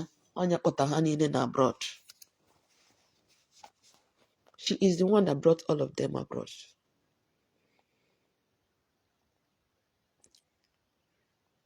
Ndị na-agwa gị ha nọ ji ego. They are well known. And ha mere m ajọ ihe pụrụ iche. A na-asị na mmadụ na-eme mmadụ ajọ ihe. Ha mere m ajọ ihe. Echeta m na one of the twins, ebunye m ya luggage. Ka o buna. He left the luggage there. Not only that self. O so na ndị ramụ. Ịjụọ ha ihe mere ha kịta anụ a. Nwa ihe ha ga-apụta kịta sị na Judith mere ha. Nothing. Ebe ahụ ka m nọ on one fateful day, I needed to do my nationality. Nachime nationality. Nje Rome. Ebe nje na Rome bụ na be ha na Rome ka nje. Maka na onye ajụjụ ịnachi imeghe ejụọ ha ndị chi na ọ bụ nwanne gị ka ị ajụ ajụjụ. The people you think they are your brothers, those are the people you are going to ask.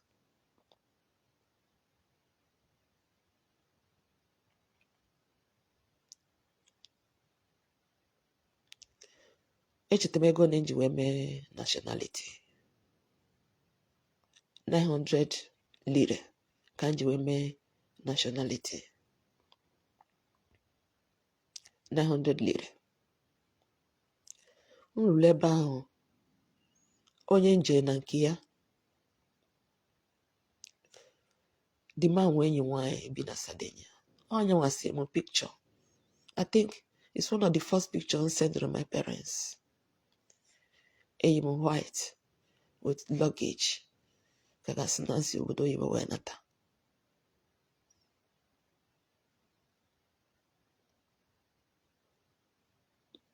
Ọ nwaanyị abịa ihe sị m picture ahụ.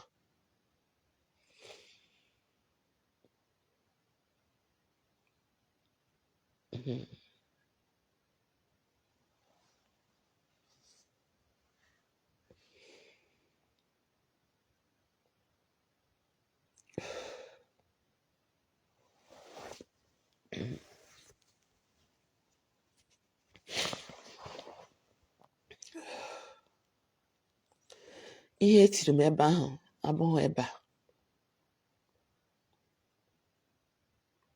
Etiri m ezigbo ihe. Onye nna amaghị onye ọ mana ama m onye ọ. Maka na o nwere ụdịrị ihe ga-abịa o mee gị. You can never forget. You can never forget it. I have never seen that type of violence before in my life. Everybody was watching.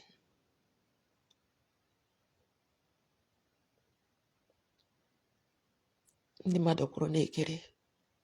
A na-esi na Chukwu ka abịa ma gbaghara ha. No.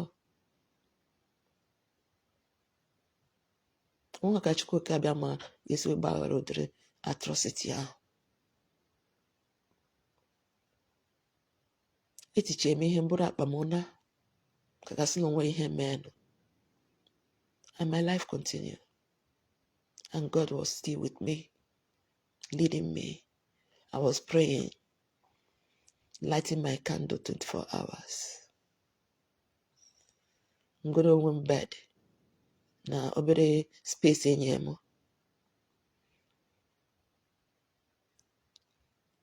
Goro black bed, iron, tinye matras na ya.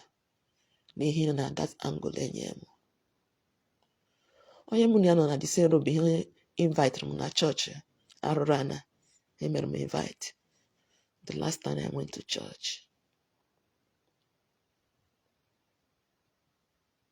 Onye agwa m ka esi wee bịa obodo a. Ka nke ọzọ ka m ga-ekwu maka ya. Anyị dị ịtọ nọ na the room. It is only God that is going to pay them 100-fold everything that they have done to me. Yes.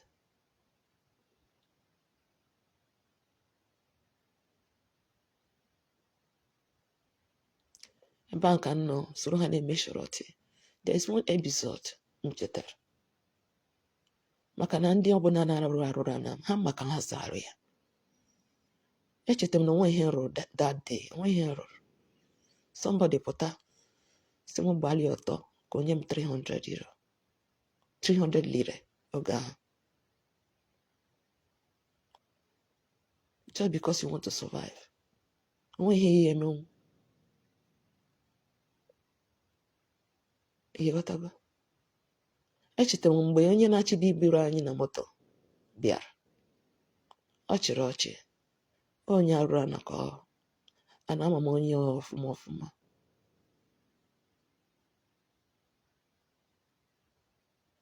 ịghọtago. Isi ka alụ kwụsị, ihe ga-eme ka alụ kwụsị bụ ịfụ arụrụ ana ịkpọ ya afọ ya, alụ akwụsị. That is the only way alụ ga-eji wee kwụsị.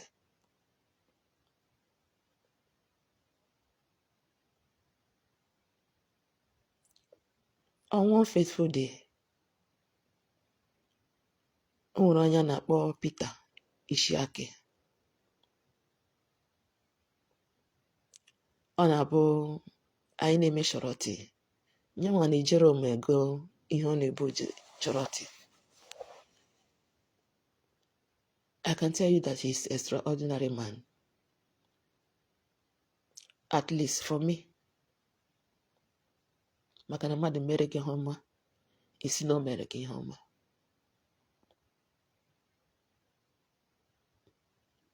Peter mere m ihe ọma, mekwe m ihe ọjọọ. Yes. Echete m mgbe nsị ya ka ọ ya anụ m, ọ sị m o nwere, I don't want to answer that now. Mmadụ that is not ready to marry me. Mgbe ya nkịtị, I continue living my life. On one fateful day, with a document, si m jee chọọ ọrụ ka m kwụsị ime shọrọtị. Otu a ka m si wee kwụsị ime shọrọtị.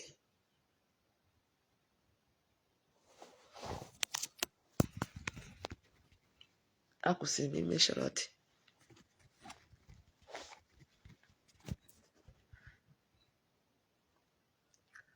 Solo ha jee chọọ ọrụ ebe my roommate na-arụ ọrụ ka m jere. Mechie kọlọkịọ na-anata.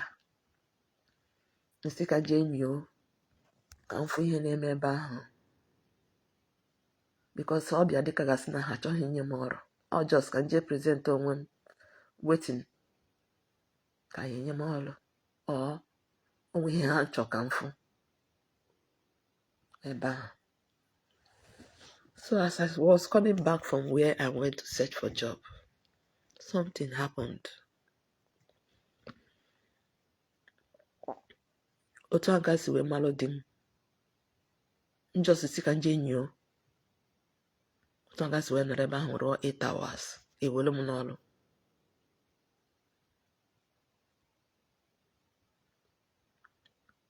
Ebe ahụ m ji ebu chọọ ọrụ make me to remember somebody that I met there.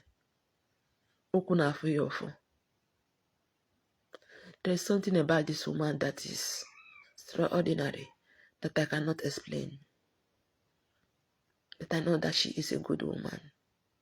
She have a lot of things to say, but she only say little. Ọ sị m na egbe ka agbara ya n'ụkwụ.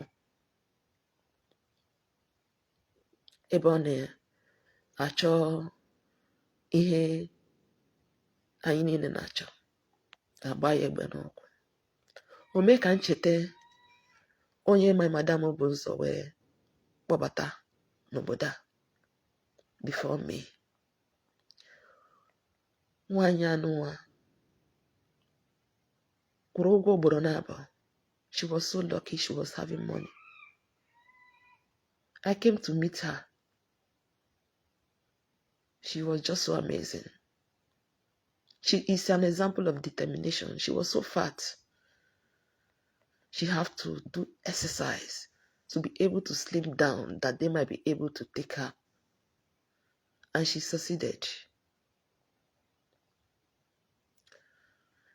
Nwatakịrị anụ a kwugidere ụgwọ kwụcha. Ebido n'isi wee na-agụrụ ya ihe ọ ya akwụ.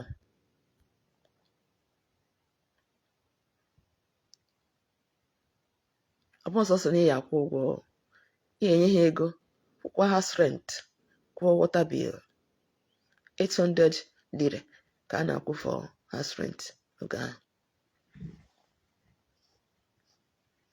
To tell you that destiny has a way of repeating itself. Nna ayọ Chukwu ka ọ bụrụ na ọ bụghị na-eche. Nna ayọ Chukwu jiri ike m niile wee na-ayọ Chukwu, maka na ọ bụrụ ihe na-eche o deserve ya. No.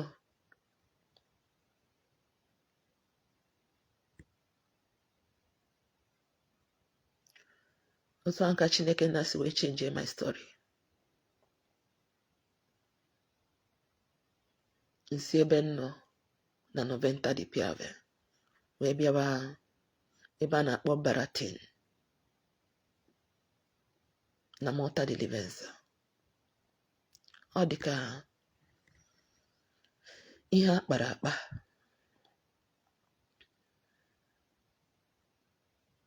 Ihe kpatara nne ji wee kwuo ihe gbasara Peter in details na this video is best known to me. Mana icheta m na nsi bịa wee na-anata nwee accident kpọọ di m abịa bụrụ m. Ọnya mere nji wee gwa anyị ihe na-egbu mmadụ na-abịa, ihe ga-azị ya na-abịa.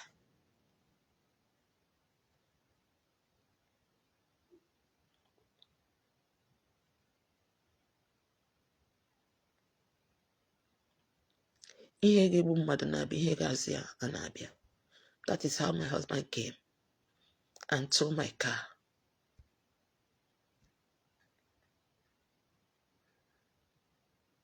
Mbido n'isi wee na-anya basiko. Ebe nọ oge ahụ bụ it's like bed and breakfast and restaurant all. Maka na di m bụ onye dị honest. Ọ kọrọ ndị enyi ya na onwe nwaanyị ọ fụrụ, ha niile na-amago, ejiri họteelụ ahụ wee set a trap. Ndị niile ga-eso m ji ebe di m ga-akpọ m wee jee, ha niile anọrọ ebe ahụ. They were all there. There's one of them in particular, the genesis of them all.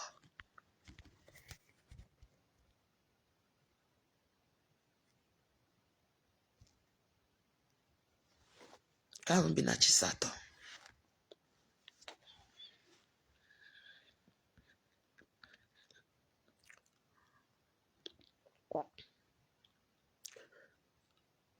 So that you can understand how network works.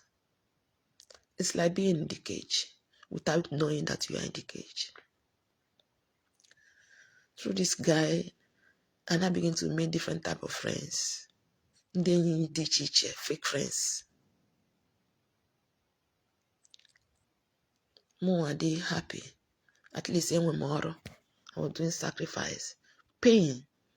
I was doing company work to pay the debt I'm owing. As I was paying, this is how they were shouting at me, shouting on my parents.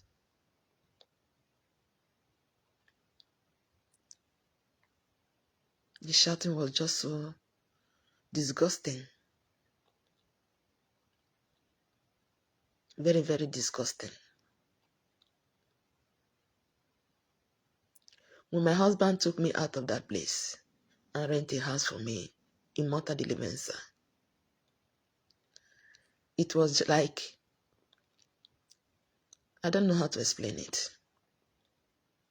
I was just so happy at the beginning. Not until the devil now show what they know how to do best. Ndị enyi ahụ m fụrụ na that bed and breakfast, they followed me to that house. We are friends because we are not yet he have not told me that he's going to marry me. So I was just living my life working. Yes. Ndị enyi ahụ m fụrụ ebe ahụ, they are all networks. Nke kacha wee fụọ m ụfụ bụ the people that came later. Onye di m mere testimony na mmadụ na-achọ ime marriage. Amụsụ n'ụlọ onwe ka ọ amụsụ. To tell you that the criminality that our people has, it doesn't have limit. Some of our people are criminals. And there's nothing they cannot do that you cannot imagine. Onya mere mmadụ na mmadụ ka sị ndị isi ojii. Onya mere ndị na-achụ gị ji wee sị gị ọ bụ na ha mma ha karịa iso gị wee nụọ agha. Ọ jọzi inye ndị be gị ego that you might be able to be clear yourselves. Yes.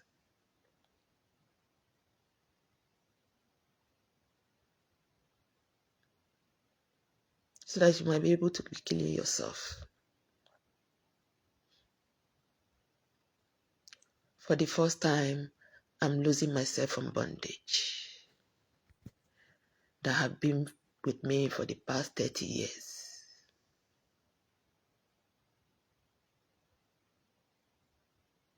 I'm just so happy.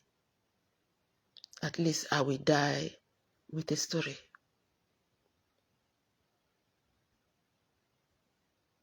Yes. It is only when you know where you are coming from, you can be able to know your present and be able to live comfortably in your present.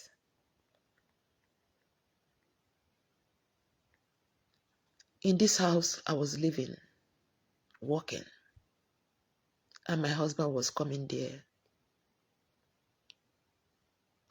Until Nkahumforo na Sandona, through this man, my husband did testimony for.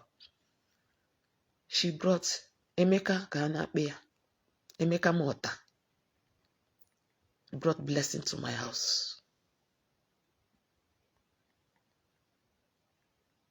Iyotago. Anya mapo blessing bia na bim. Blessing now become a spy, advanced one. In my house. Onya agboko. She's an Agbo woman. I remember when she told me that she's going to visit one of her girlfriend, Naforja. I never knew it was Francesca when she had her first daughter. Oguya na ya muonwa, ya dirime. When I was pregnant, she was pregnant. When I was pregnant, she was pregnant. At the end of the day, my mommy called Francesca. Francesca happened dear.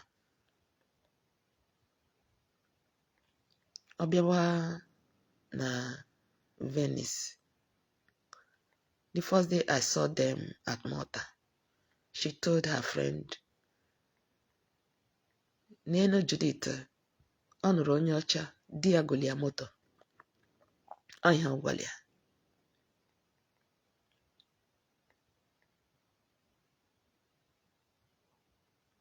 Onweghị Francesca n'afọ ha, according to story, ọ kọọlụ m n'aka nwaanyị anụ. She suffered hell n'aka ya. Onye maka nso wee jee Forja, jee gosi ụlọ before. Nwobere onye ma be nsi. Nobody knew where I was coming from.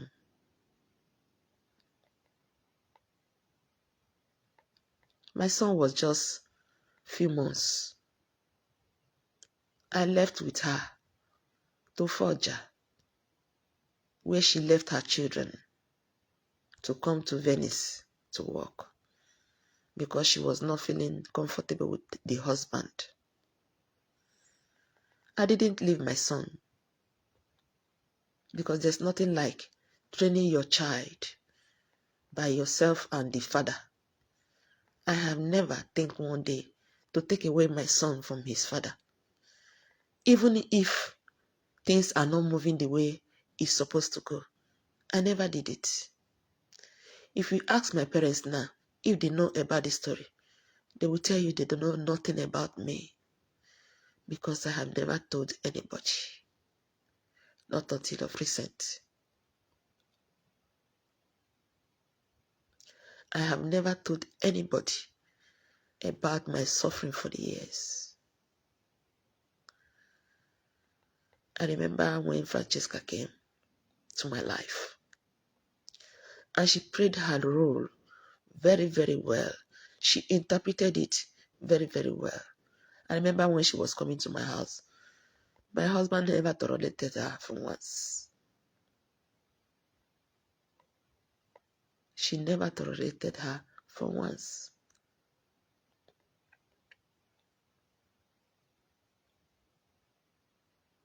The Biafrans know where this story is going to, because it's going to somewhere. So that Dr. Sam will drink water and have what God wants him to have in his mind. So that Silas will know that the victim of Obibo, they are human beings. Yes. Obibo massacre. All mmadụ ka ha bụ. Ụmụ mmadụ, onye ka ha bụ.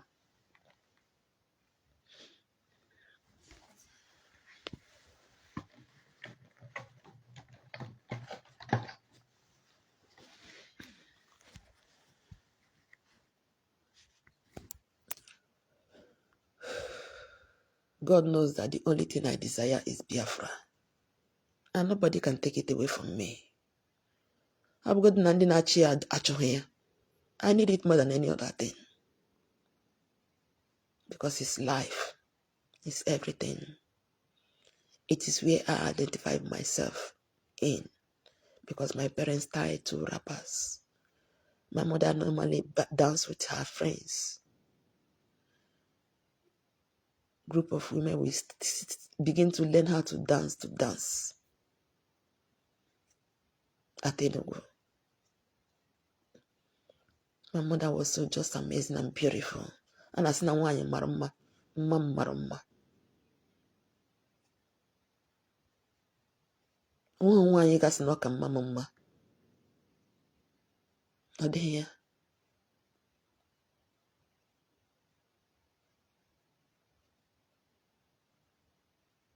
Ihe kpata njiwe na-akọ akụkọ anụ abụọ. Because I lost something that is so precious to me. My beloved sister Joy Osazuwa.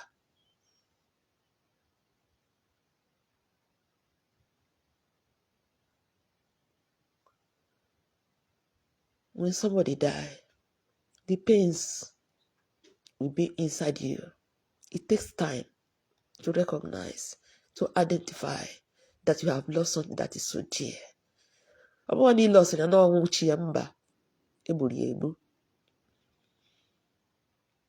my sister fought for Biafra, even without knowing.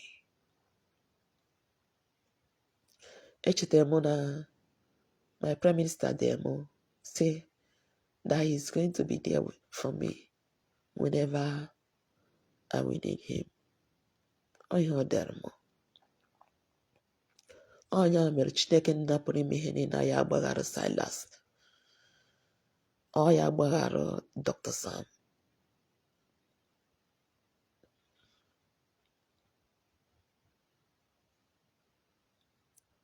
Mana mụ ya agbaghara ya. Ihe kpatara nji wee gbaghara Dr. Sam bụ ọ bụ na ọ bụghị ihe o mere. I will not come out to tell my story and free myself. Never. I will have died with this story without saying the story to the end. So that if I want to die tomorrow, at least I have a story to tell.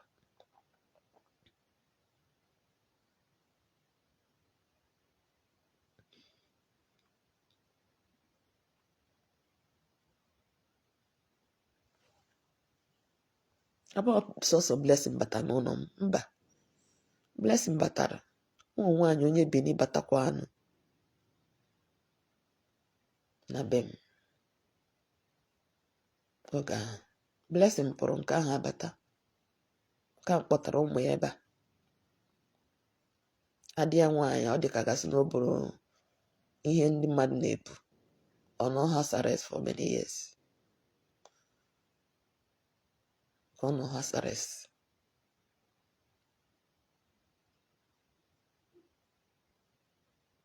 Nke ahụ m chetara na ọ jụrụ m ajụjụ dị iche iche. Onye gwọrọ gị nke, onye gwọrọ gị nke. Thank God. Ọ bụghị ebe ahụ ha chere ka ọ dị.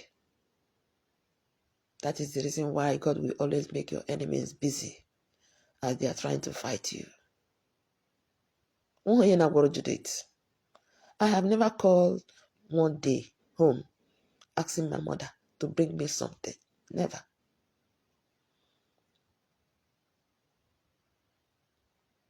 My mother didn't see my pregnancy. My mother didn't experience my pregnancy. But she experienced the pregnancy of all my brothers and sisters. Ke udiri aja mmadụ ga-achụrụ ụwa karịrị nke njugoro.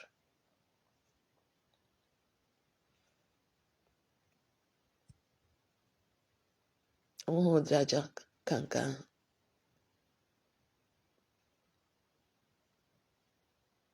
Echeta m na Blessing ṅụrụ kọfị. O mechie kọfị. Buru kọfị dị ọkụ ji mebie ụlọ onye ọcha nye m for rent. Onye ahụ nye m the ụlọ sef. I did an artwork for her. She was pregnant when I knew her. A baby girl. Ọsọsọ Chukwu ma ebe nwa ahụ nọta.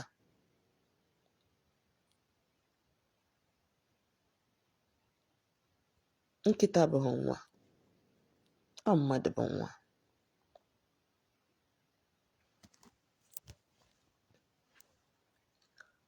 Onyenwa mere. Onwe ihe a bụ inecha anya kpọọ ya asị. Jiri ike gị niile wee kpọọ ya asị. All yourself ka ị ga-eji wee kpọọ ya asị.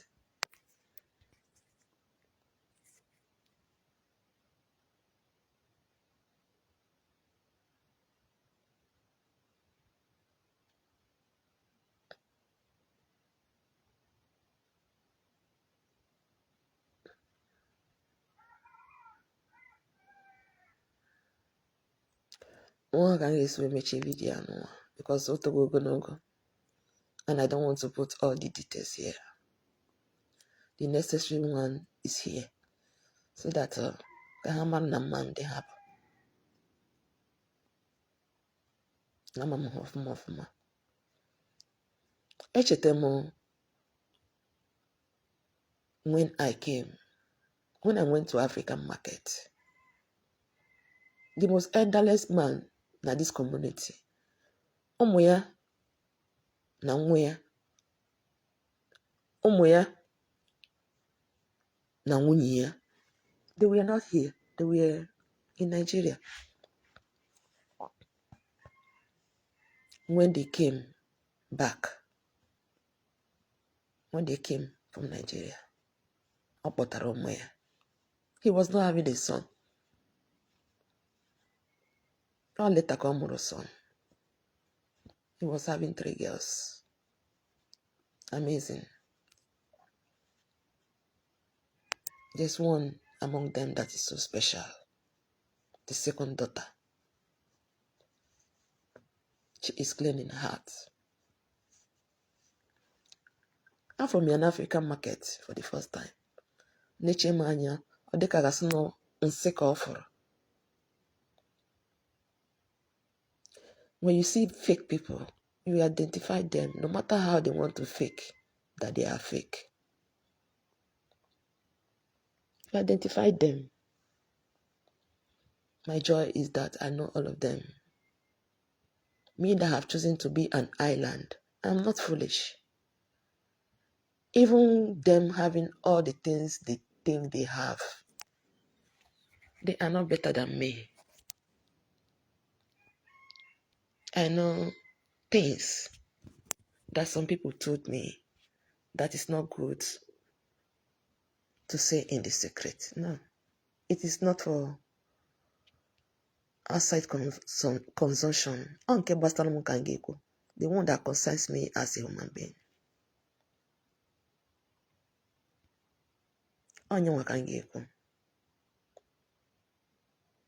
The Bible says, touch not my anointing and do my prophet no harm. That the gift of God maketh rich and add no sorrow. Yes, it is the will of God. Because it is only when you free yourself from bondage, you become free. You become free.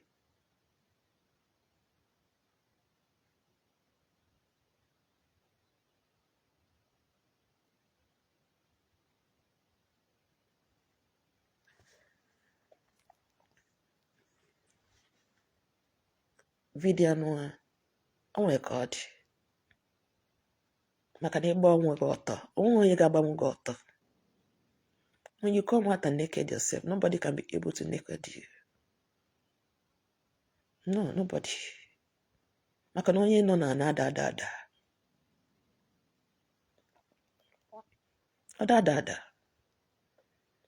God is going to put to an end organized crime. Yes.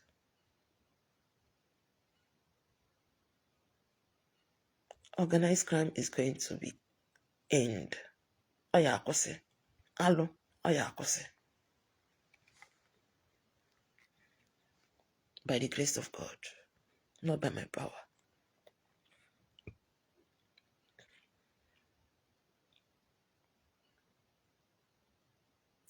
I want to end this video saying that same person abia no no. Oh, from no no go kon abia. Ekene. Yes. Ogwa na nwe ya ruo 18 years na ga-eme mega party. Oh, na that mega party come from somebody that wanted to take my life. But he did not succeed. Because God can never allow you people to succeed. After Mosimo Buriaje somewhere.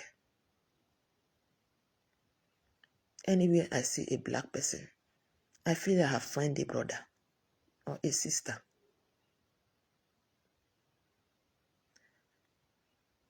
That is the reason why there's no how they can be able to succeed. No.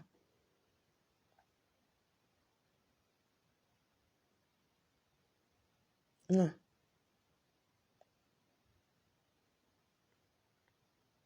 As another for the bet na bem, I should bring the bet back to him. Or bet can bujelia. Or someone buriaje somewhere. Buriaje ba. Something happened. Obubu ka achọfuru igbu m, but something happened. Maka na mụ na chi m so.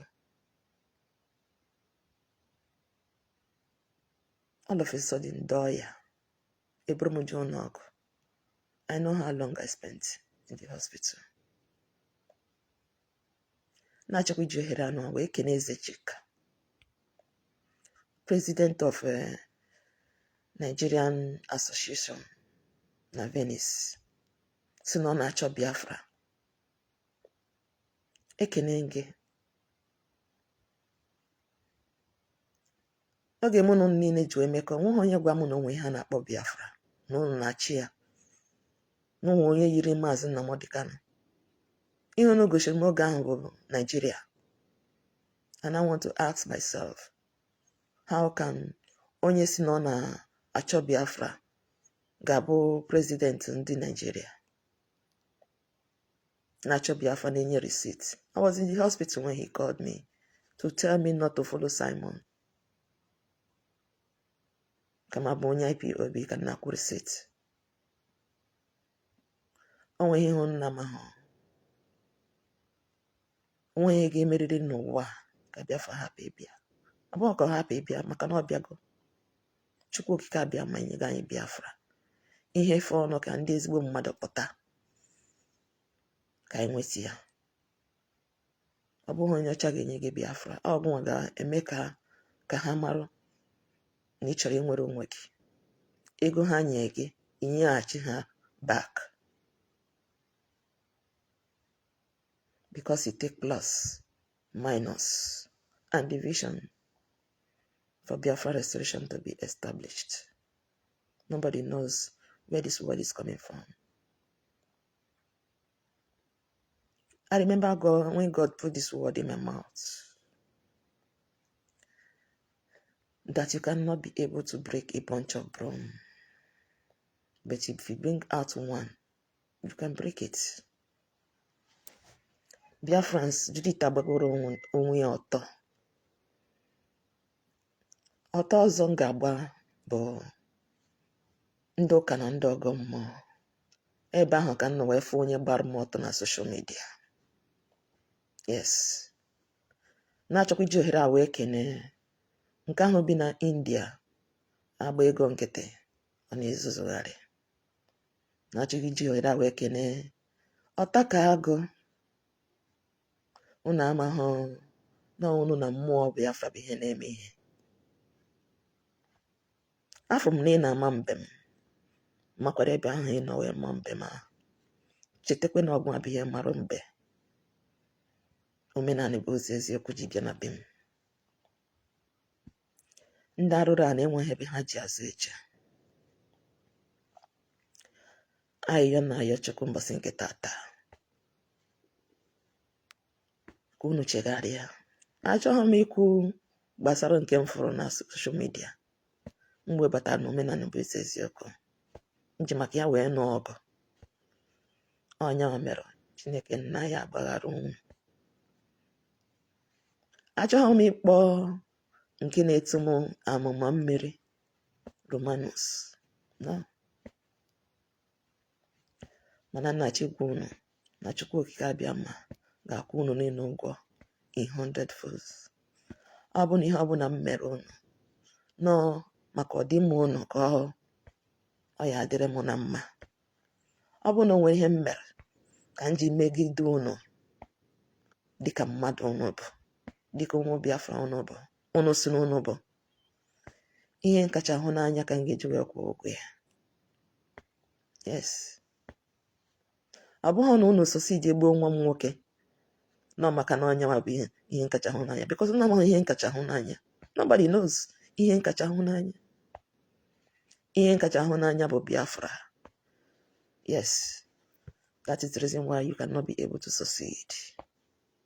Because ihe kacha hụ n'anya ọ Biafra ka ọ. Ihe nkacha hụ n'anya bụ Biafra. Aka m hụ Biafra n'anya karịa my parents, my brothers and sisters. Aka m hụ Biafra n'anya karịa di m na-amahụ na onwe nwaanyị, ezigbo nwaanyị n'ụlọ. Ịghọtago? Ọnwa m nwoke Chukwu okike abịa ma na-edu. Afọ ya ga na-edu ya. Onye nọ na Italian liaisons na ọma ha ka esi eme epronatụ Finland. Iromeshe bụ ihe kpọọ m si mụ mere ha pronunciation. Ana onye ahụ ka m fụ na-ese siga mgbe m meche my speech ji kene Chukwu okike abịa ma pụrụ ime ihe niile. For the coat of arm on the 2nd, Judith went to the stage on the 2nd of December to appreciate God. Echetem one of the network etiri na Rome Simona, if God do something for you, they know people they pray, may God do something for them. If God can't do something for them, they know they fit thank God. Judith is a simple and amazing, humble woman. Everything I do in my life It is God that permits it. I'm just like a clay. Now Chakwi Joheda no awakening Moshood. Moshood is somebody extraordinary. For me, he's a Yoruba man. He's a taxi man that was carrying me left and right. Ogenje, Nigeria. I want to tell parents, ihe ọbụla nwa gị na-eme, ọ ka mma na o mere ya n'ihu gị than o mere ya n'azụ gị. 2006, when I went to Nigeria, I was innocent. Yes. I spent 3 months and came back with my son. Only God knows how I managed to get back home. Only God knows. When you see my leg, you find it difficult to eat. I was at the airport. My son was 2 years old. I was running up and down to be able to guide my son to bring him back home.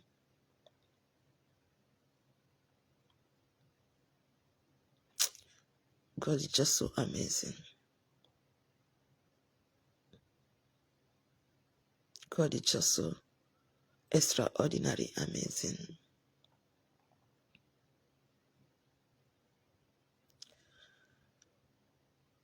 I want to appreciate God on this faithful night. To tell him that I don't have anything to lose, neither to gain again in my life. Everything that I told God have been done. I told God,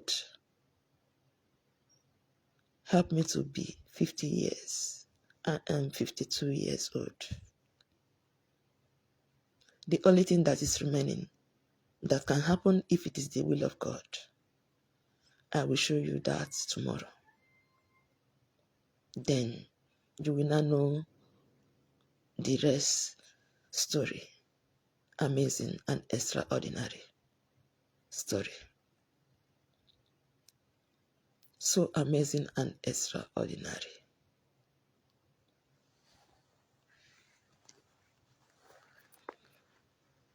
God lives and He's amazing.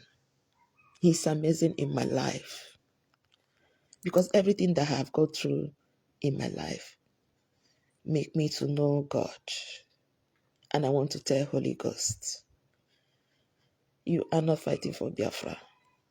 No.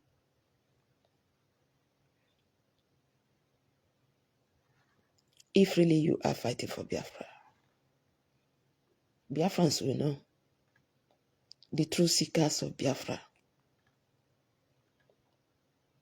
I was in the hospital when he made this video. The people that called them government was using him to manipulate me with bail. They took my bail in Finland. Just because of the connection I have with Holy Ghost. He was the first person they used to manipulate my mind. And you tell me you can go unpunished. It will be so difficult because the Biafra you are fighting is not the one I am fighting for. Holy Ghost the next day Abayegbe to validate his madness. Obrozie mouthpiece of Simon Ekpa.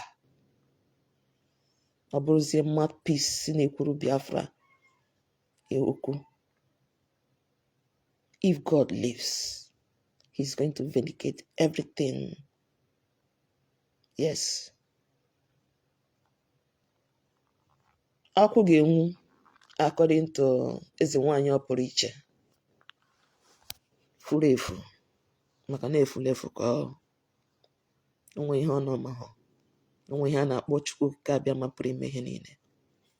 Omenala unu mebiri emebi. God have restored it. Because onye ọbụla furu ihe mere na ndụ m ga-ama na Chukwu ka abịa ma na-aza ekpere. be ndị ọcha na-eru ha, an African woman ruru ebe ahụ. Yes. O nwere onye nna Chikene on this video. He is a Bini man.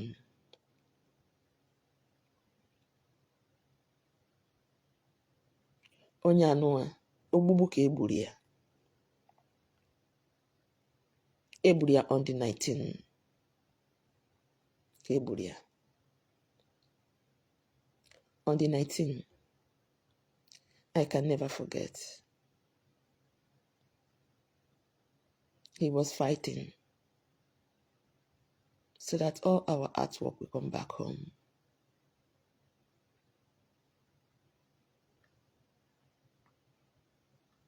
Princess Odogunoji knows about the person I'm talking about. I want to tell Princess Odogunoji, Biafra is not one man's business. It's about a nation. It's about identity, authentic one, and alcohol Mary. I met your husband in Finland, and I asked myself, where are you?